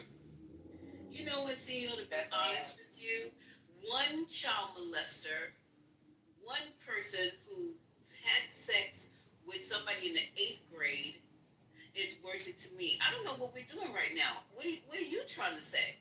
I mean, because it's not, you wanted to lay it out the way you want it laid out. I mean, really. But Lisa, how do you know that he's not using this as to weaponize against his enemies? This is what you're not understanding what CEO is getting at, right? So, say for example, he don't like Mikey and Mickey. Mikey and Mickey might have just been on a plane, on a flight log. Well, now he can use, but it's a difference because they may have never touched anyone. But because he says it, now it becomes gold. The problem is she should have been able to. She should have had these conversations well before this. Now she's using it as a tool, and he's using it as a tool against his enemies. So we really don't know if these people actually did do something unless those files are released. The files are the evidence. What she has to say means nothing. But what are in the files? You guys don't even know what are in the files. Testimonies, foreign statements, what's in the wait. Is what's in the files? Can I have to wait a minute? Is what's in the files who had sex with whom? There are videos. So the young lady testified. The woman that was in New York, the girls that were in Florida, have said there are videos throughout the home. They have videos. Yeah, we talked about that. There are videos. You think just Lynn is fucking gonna sit here and give you the on? She's gonna give Trump what he wants so she can get the fuck out. So we really won't know the truth of the matter unless those fucking files are released. And they won't. I agree with you. And to me, it's not worth it. It's a waste of time. Right now, this is for the Anthony. You see how you put in the Democrats are cooked or whatever the fuck you put in there? That's because you got dummies out here that's gonna believe this. Instead of fucking asking, can we get the information? Can we get the information? They're more concerned with seeing their political rivals get maybe blamed for something that they may not have anything to do with. So now while you're thinking, oh, if we could get one person that slept with a 13-year-old, there's a possibility they never touched a 13-year-old. They may have just been on a goddamn flight log. Yeah. Okay, so if that's the case, hold up. If that's okay, you guys got it. I don't have anything else to say because I'm not gonna sit here and try to rationalize. Nah, you guys. Lisa, this is important. Please do. Please get your point. This is an important conversation.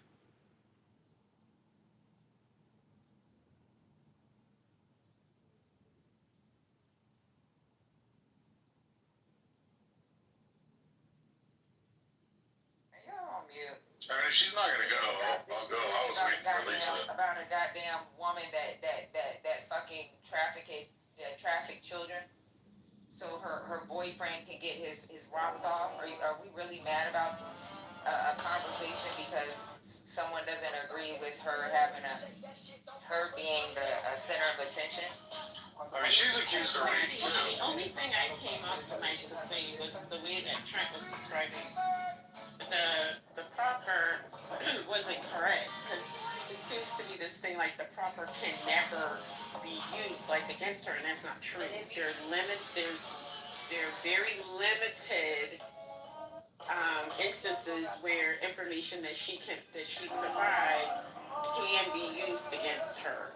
So it's not an absolute guarantee that she will not encounter or incur any damage from this. It's unlikely, but it is not a guarantee. The other thing is a proffer cannot contain any promises related to her case.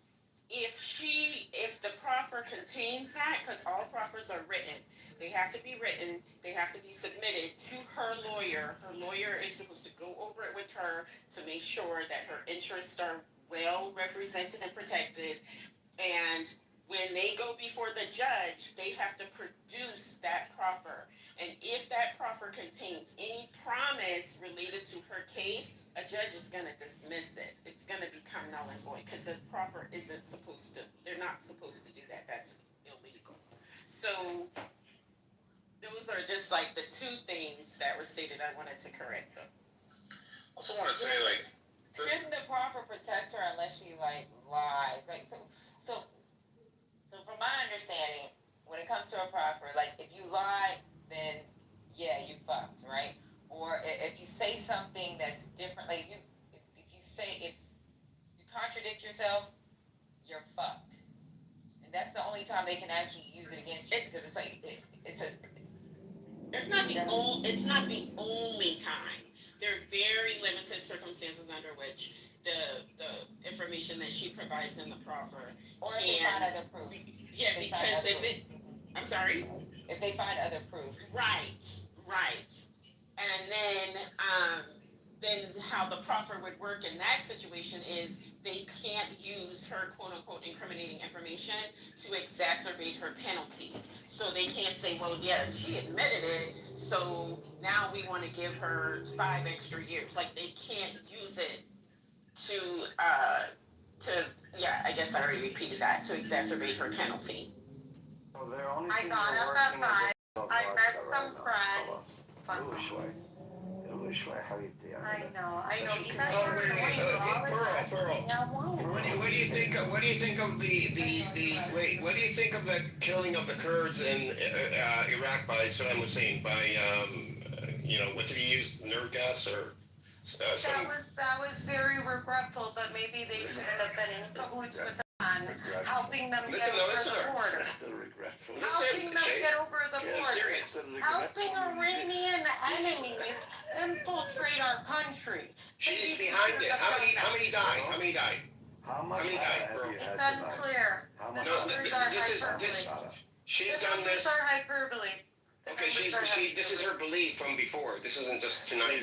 She believes. No, I said it's regretful. I said it's terrible and it's regretful. No, it doesn't matter, Kate. This is what she. Perhaps they should have betrayed the country for which they live in. So they deserve to be chemically rebel a dictator. So they should be killed by chemical weapons. Regretful is me forgetting to lock the door. You're asking for trouble. You obviously live in the West, where you have absolutely no idea. What do you think of Saddam Hussein? What do you think of Saddam Hussein? Hold on, let me explain, Pearl, since you like Webster's dictionary. Let me tell you the appropriate use of regretful. Dropping wine on your white dress, drinking a lot of vodka before 7 o'clock, 7:30. You don't understand Saddam, so don't talk trash on his name. Leaving the cake in the oven too long. All of these things are They're talking regretful. shit about Saddam. How much did Saddam help the Palestinians? Okay, no, nobody's talking shit. I want to know what he said about Saddam Hussein. Running out of mascara, that's regretful. Dropping chemical weapons on women and children. Don't talk about it. That's not regretful.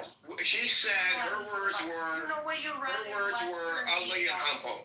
Ali and Hampo. Yes. That's what she says about Saddam The Hussein. Palestinians, Edward. Ali and What's the Hampo. problem? Girl, what do you make of Tariq Aziz? Why do you disrespect Saddam? Why do you even like Tariq Aziz? You think I want to say that because he helped, or supposedly helped, or let's say he helped Palestinians. He helps Palestinians, and then what? That means he can go and kill tens to hundreds of thousands of innocent people? What are you talking about?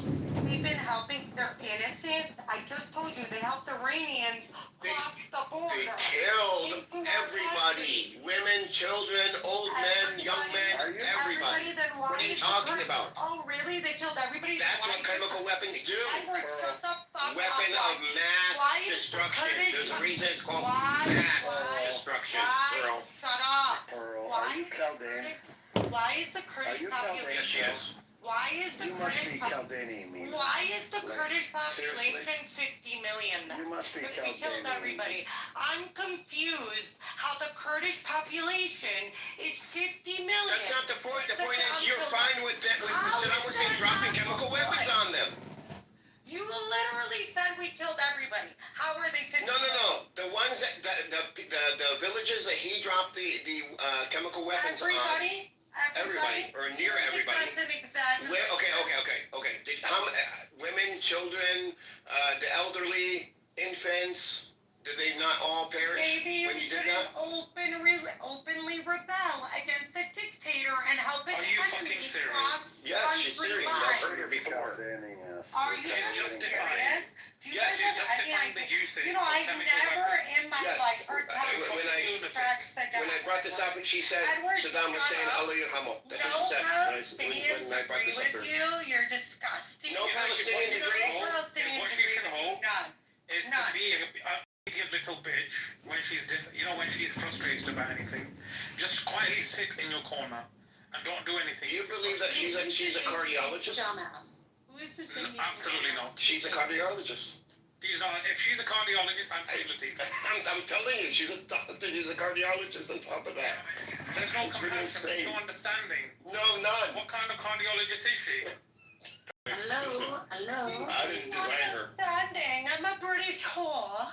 Like, I don't care who you are. I'm not engaging with you. This is how she's I'm defending talking herself. Why so much vodka, Pearl? Why? I'm talking to Edward. Excuse me. She must be stressed. Edward does not have a British accent. Yeah, I don't know why he's talking. Like he's no Yeah, she's definitely my on vodka. friend. Hello, yes. Are you guys hear me? Yes, we can hear you. Go on. Okay, yeah. The lady called General. I don't know what is offering in this room. Why you guys don't take care of her? So put her down. The lady called Put her down. Put her down. Yeah, Yeah, the lady went after General, so now it's time to put her down. But when she goes after Edward, Amir. no, nothing. Yalla. It's a British accent. Kick me down. It seems like we are talking here about something. You would do me a serious. favor rather then you than guys are engaging with hashing people one with another. half a brain. Half a brain. Pearl, you won't say that using chemical weapons is bad, But right? you guys, yes, I agree. It was bad. But She would have took him to the Philippines and had him killed for $500. Period. What we talking about? Listen, the men in my family don't even play like that. Like, what are we talking about? So we are literally. Imagine your dad and saying we have sex in common. Yeah. So gross. Disgusting. That shit is disgusting. Yeah. But Can you it's imagine like, somebody playing a recording and they talking about your daddy grabbing females by the pussy? But y'all Yeah, okay with that? I mean, Exactly. and the maggots don't have nothing to say about that. They gloss over that shit all the time, Patty, which aggravates the fuck out of me. 100% agree, and I think I'm glad that Haitian said something. It is an important distinction because, as you pointed out, we're talking about a man. His language is, as he's written off as, oh, it's just locker room talk. Even though he talked about his sexualizing his own daughter. She wasn't my daughter. Man, look at her. She's smoking. peeping into the beauty pageant locker rooms and bathrooms. We have now seen, like, this isn't January 6th, right? We're not seeing Trump apologists for January 6th and like, oh, the election was stolen. We're actually seeing they're showing themselves. There have been multiple MAGAs that have been, I'm sorry to say it, if this is not a bridge too far for them, you're a petty apologist, saying like, oh, well, it's I swear, like, there have been rooms this week where some folks have been literally all but saying, well, 13, 14, is that really a kid? Were they wearing a lot of purse? Exactly. What the hell is that about? Yeah. It's like, those nasty attorneys that can get in the courtroom and grill adult women, right? That were sexually assaulted, and then they go up, the defense attorneys, right? And when they're like, well, was it not true you were wearing a very short skirt on that particular evening? Is it not true that you were wearing makeup? It's that kind of line of questioning that is so sick and perverted that is, again, like, literally truly blaming the victim. Never mind that gasoline was first apparently started vetting out and recruiting these underage women at Mar-a-Lago.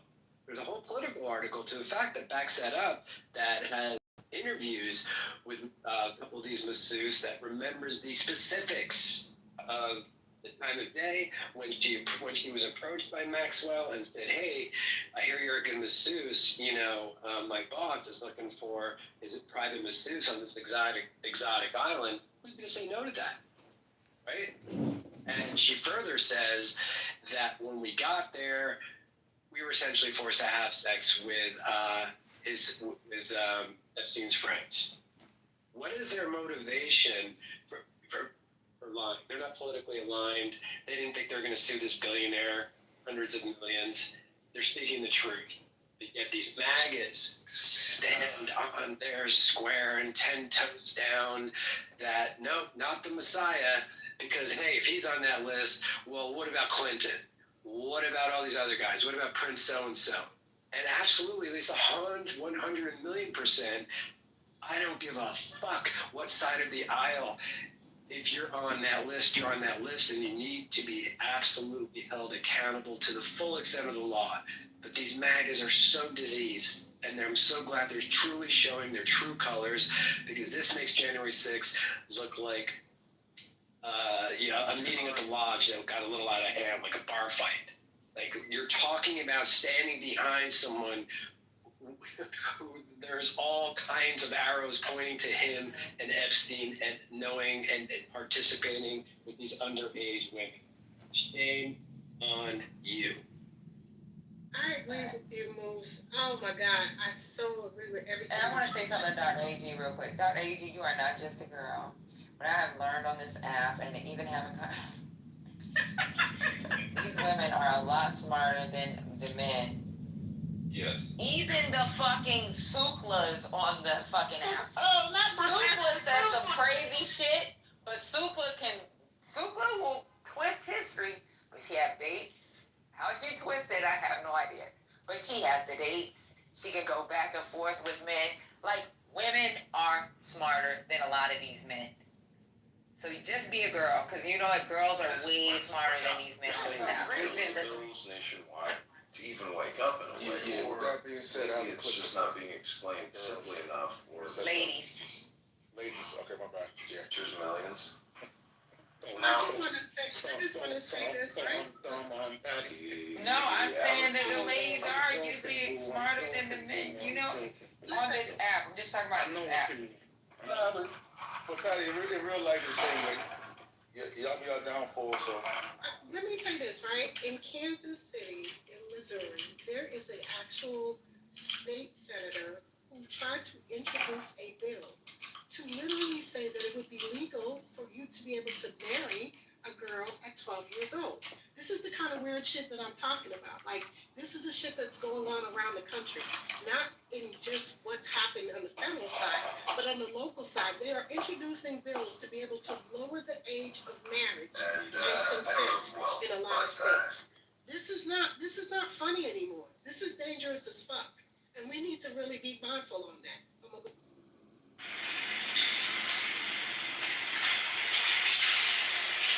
Hey everybody, we finished for the day. We started this morning right around 9 o'clock and went to now lunchtime, and we're finished after all day yesterday and today. Glenn answered every single question asked of her over the last day and a half. She answered those questions honestly, truthfully, to the best of her ability. She's never invoked privilege or refused to answer a question. So we're very proud of her. We're proud of how the process has worked over the past day and a half. I will say this. She has been treated unfairly for the past 5 years. She didn't get a fair trial. We're still appealing to the Supreme Court. We're going to be filing a reply in the Supreme Court on her cert petition on Monday. Remember, people have questioned her honesty, which I think is just wrong. Remember, a juror lied to get onto the jury, admitted to lying to get onto her jury. She did not get a fair trial. No prosecutor even mentioned her until Epstein died. So we feel that the process for Ghislaine has been unfair. She was denied bail. She was treated worse than an animal would be treated in jail when she was first held, woken up every 15 minutes. So we're just trying to get through the process where we are now and get her some relief. So that's where we are today. Do you feel you're going to get something from the development conversation that everyone has to do? We don't know.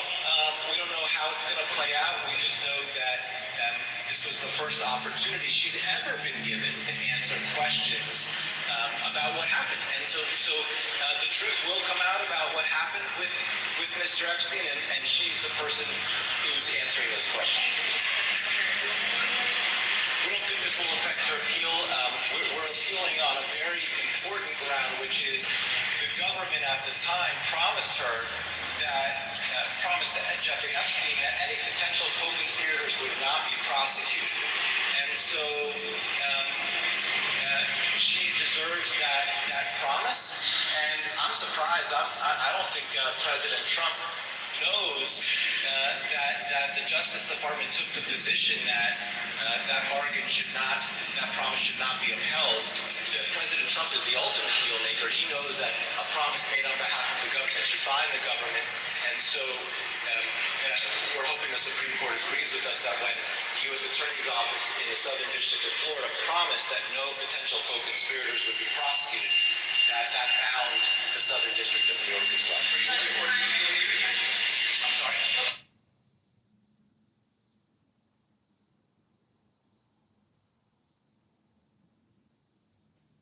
That was it.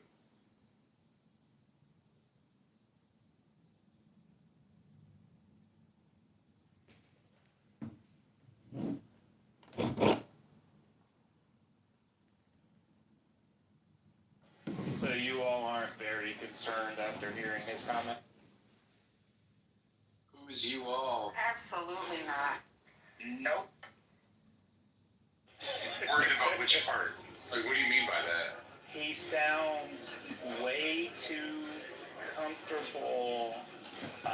He sounds very, like we had a very productive meeting. And I think you said it earlier, Your Honor, this is all going to be PR and politics. This is not going to be about justice. And Trump is crafting a way to basically get away from all this scot-free, just use it as a political football, and it end up being damaging to one side of the aisle and not the other. It's already damaging to Trump and the magazine. It doesn't even matter what happened. Yeah, but the biggest giveaway to this was that Pam Bondi was not in the room. Instead, it was the person Trump's been working with for years. So this is all structured just to go cut sway. Y'all can believe in unicorns and Santa if you want to, but this would benefit Trump. I agree with you. I mean, I realize that, but the way you're positioning it makes it seem like we're trying to defend things that come out, like, if Clinton was involved, We don't give a fuck. No, I'm not. All I'm he saying. said was you don't see this as problematic. That's all he said. That's it. Yeah, I think the more of this that comes out, people are going to see right through whatever the results are. So I don't really care if actors or Democrats, people are going to know that Republicans are also in MAGA and Trump. But they're not going to be named. It doesn't matter. It's going to be the narrative. The narrative will cut one way. Ghislaine is already damaged goods, and she's already perjured. That's for you, though. You gotta remember his base is loyal. So when they get with enough information, they're gonna be like, okay, yeah, we're satisfied. I don't believe that. I think that they are gonna want specifics. Them people not playing. They want to know. And Pam Bondi already said that there are people named in them files, but they don't have enough information to prosecute the people. Those MAGA, they want to know them names. I think y'all are underestimating them or overestimating Trump's magical power over them. I think this child sex thing, it is an obsession with these people.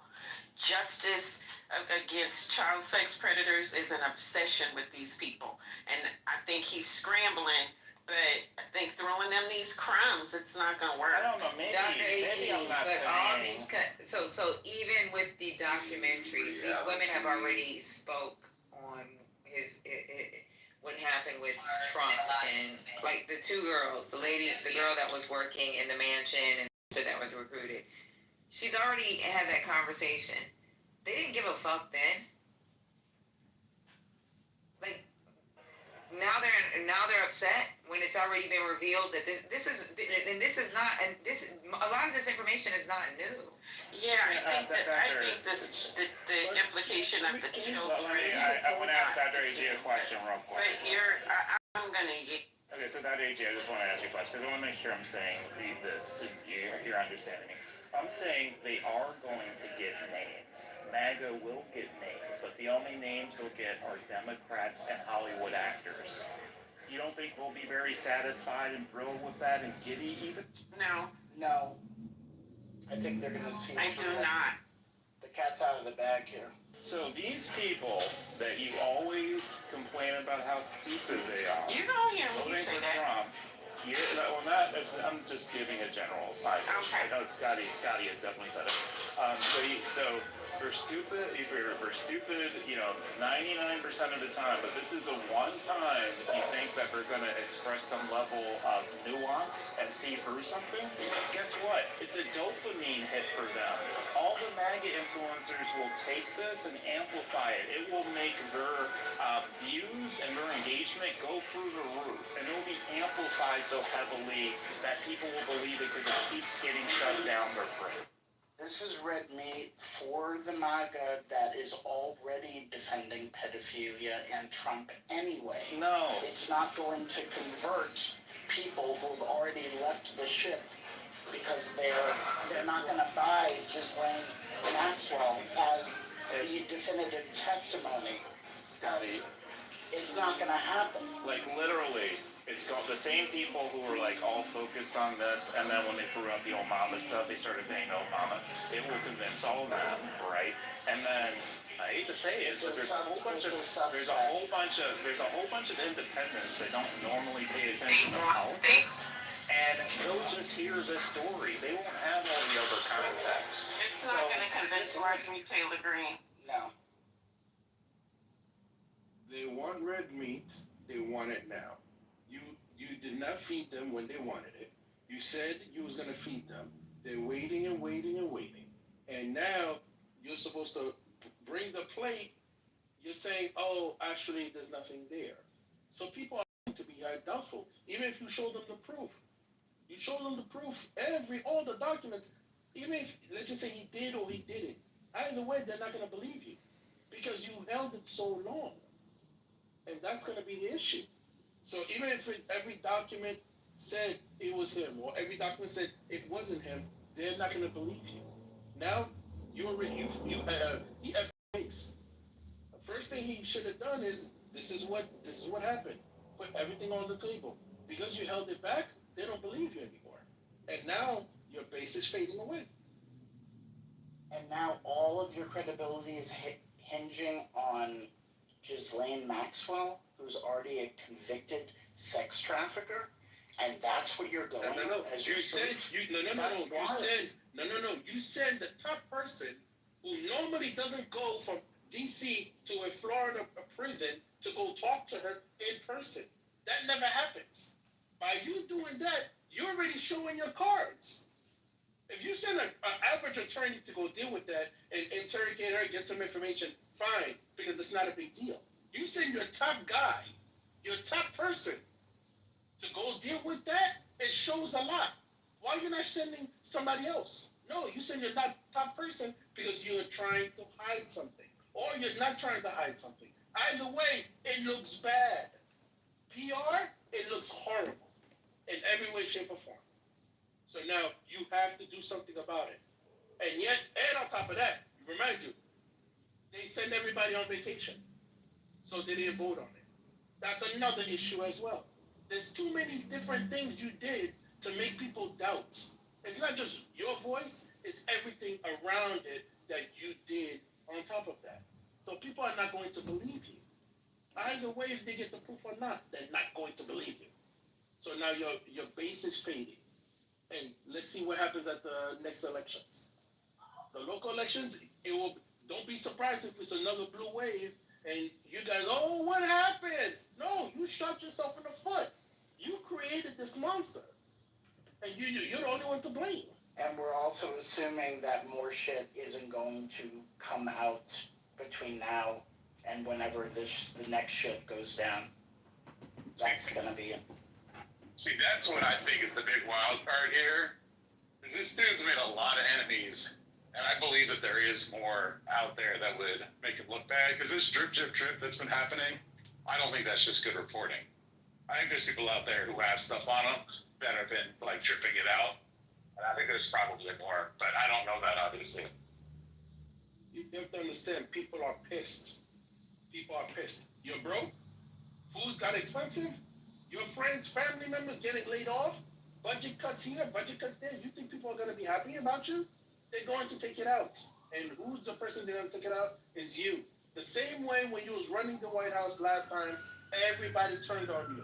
Everybody you hired, little by little, kept on turning on you, talking shit about you, quitting and talking about you right the next day. What do you think? This is going to be the same thing. You set yourself up for this. Hey, Chicago. Hey, Anthony, what do you think? Southport corridor with no HOA. You heard that I'll go right. on, This Stan. 13 townhome has 3 bedrooms. I'm just in 2.5 listening mode. bathrooms, I 1,800 square feel feet, like, and was renovated you know, fully 100%. Can you guess how much it is? The Stick around to the end to Republicans find are out. going to reverse the This is all trend, for $725. and they're going to pick up seats in the midterms. No ifs, no ands, no buts about it. I think it's looking Memphis bleak for the Democrats. We talking about Trump. We're We're not talking about Anthony, let me give you a better question. Anthony, sorry, Anthony, let me give you a better question. The gentleman was saying, go ahead. Okay, I'll give you a better question. What do you think will happen? Like, what do you think will happen if they release names and it's only Democrats in Hollywood? Do you think that the MAGA audience will be satisfied, or we'll see through that and want more? I think the MAGA audience will be satiated, 1,000%. And I think it's, like, if you think about the mood in this very room, I love Lisa. Lisa, whatever. She can feel however she wants to. I like Lisa. She's a good person. Lisa was the biggest Ghislaine cheerleader on the app. She was excited when she heard about Ghislaine. Ghislaine is going to say what she needs to say in favor of Trump. All right? Look, if they have proof that Trump molested kids, let him burn in hell. All right? Yo, you tell me where I gotta flip the switch for the electric chair and let that nigga burn in hell. Because I'm kind of confused on what you're... I don't know, Patty. Listen, if you're saying that you don't understand what I'm saying, I apologize. Yeah, I really don't. Honestly, I don't understand where you're going. I'm saying that I think that once Ghislaine puts out the names, I agree 100% with CEO's assessment. The base is going to be satisfied. They're going to be happy with the information she provides, and the information she's going to provide is going to be pro-Trump. And I think he's spot on in his assessment. That's all I'm saying. Yeah, and I agree too. I think she's gonna give him, whether it's true or not, she's gonna give him what they want to hear. I just want to know, Anthony, are you still supporting Trump through all of this? That's what I want to know, because I know you're happily a Trump supporter. Rez, I said that if he has molested children, put him in the electric chair and I'll flip the switch. But you would not know. You're not gonna know. You're not gonna get that purchase. But the question is, he hasn't gone a bridge too far by grabbing women by the pussy, talking about underage women, talking about. I see you, Tomato. This is the question I'm asking. None of those things. Those things didn't matter. He still voted. Like the majority of the voters in this country, Rez, I voted for Trump. Like the majority of the voters in this country. So clearly it wasn't a bridge too far for them, and it wasn't a bridge too far for me. But all of a sudden, this is a bridge too far. That's why I'm confused. It's become a bridge too far. Don't they already have enough? Can you guys let Tomato jump in? He's been flashing his mic for like 10 minutes. Can you guys let Tomato jump in? Yvonne, are you next? Okay, then after you, please, Tomato, because he's been flashing. Just black. Go ahead. I've been saying for 5 years, Trump is a sleazy businessman. He has no business being president. Tomato. Why do you interrupt me? Tomato, she sent Levon to go before you. Tomato, just let Levon go and then you're next. I see you flashing it on mic. Thank you. Is that Scotty? Did he speak just right? That's the what's his name? The Lego. Elmo Martinez. Biggest creep on Clubhouse. And when people change their name, they don't want to be doxxed. They don't want to be called that. I wanted to say, I agree somewhat with Patty and CEO only because MAGA polling is still high at 89-90% across. With all of this stuff that we know, it's still 89-90. That's very, very high. His polling was at 40-something%. She's talking about with Republicans. Oh, okay.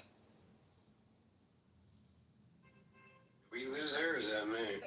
I don't know. Go ahead, Tomato. I think she stopped talking. Okay, go ahead, Tomato, please. Thank you. Tomato? Yeah, I think Trump should resign because this is sleazy. But I think Republicans are going to do really well in the midterms because of what I just posted in the link. The leftists are continuing to chemically castrate kids, and that turns voters off. And also the Democrats keep demanding more. Domingo, I told you about this shit. That's his name, Domingo. And you guys are you going to meet him tomorrow? But he didn't. No, because I told him he can't do that. No, in fairness, he didn't say white liberal. He didn't say white liberal. I did not use that term. Can you guys hear me? Okay, well, he got it. So allow me to finish. If you read the link in the room chat, if you read the link in the chat, you will see that the Democratic Party, in order to punish a Trump voting man, they're cutting off the penis of his child. So read the link. That's why we're going to vote against. They're cutting off his penis. Oh my God, Tomato. Thank you very much. And for the people in the chat who are saying, what about Biden smelling people's hair? Let me just say this, and I'm not going to be saying too much tonight because I will be triggered as hell this whole night. Biden smelling somebody's hair is no comparison to a grown, old-ass man sticking his penis inside of a young child. Biden can smell my hair and everybody else's hair all day and all night, but he is not putting his penis in a young child. So if you're using that to counterweight what's being said, then you are a lame ass motherfucker. People like Biden was not smelling hair. He wasn't smelling hair. Y'all get this shit from, y'all just be saying it's shit. It's a goddamn picture where he just happened to be too close. I just posted the Wall Street Journal. motherfuckers talking about him sniffing hair. You guys are fucking weirdos. You guys are the fuck. I'm gonna be honest with you. If you looking that deep into a picture where he just happened to be close to a child, you're a nasty motherfucker. You're disgusting. Your brain is rotten. Hey, you know what? He sniffed hairs. And I'm gonna talk next. Man, shut the fuck up. Wait, hold up, you guys. They're going to use the word. You're disgusting. There is going to sit around and think this is a real thing. You guys are sick. If you care, you pay attention. I just posted in the chat where Republicans are turning against Trump. And it's from the polls, so I know y'all like polls so much. Oh, hey, Matt. Hi. Good to see you in Westerfina. Oh, wow. Is that right? It's my whole name. It's Wednesday. Hey family, happy Friday. Hey, Wednesday. The pot does thicken. Let me tell you, they are turning against Trump. Well, Matt, Could you imagine looking at a picture and you thinking about little kids? This is what white men in America think about. Disgusting. No, You just but I'm speaking that. We got registered sex offenders in the room. Y'all Imagine being listen. around men that look at pictures because someone happened to be close to a child. The first thing they think about is them having some type of sexual fantasy. So you guys are disgusting pieces of shit. You nasty motherfucker. I'm just wondering, though. I'm inviting all you guys to come up. Lisa, you know what's disgusting is that if you look over the fact that that old man was sniffing little baby's hair. Don't touch Harry. Don't touch. Don't put too many sex offenders on the stage at once, guys. No, hold up. I'm about to go. Y'all hit me up when y'all done talking to these sex Wow, all the sex offenders on stage. Wow. These are some sick ass white men. Let me tell you something. Moose, you're not allowed near a school or a daycare. Shut up. Who you talking to? Moose, he's talking to his Keep mouth. me on here. Do you see y'all mad? Do you see? Made up. Just notice how mad they get when their fearless leader is in. Well, no, it's because their fearless leader is being like they are going off in the chat. Look at Matt.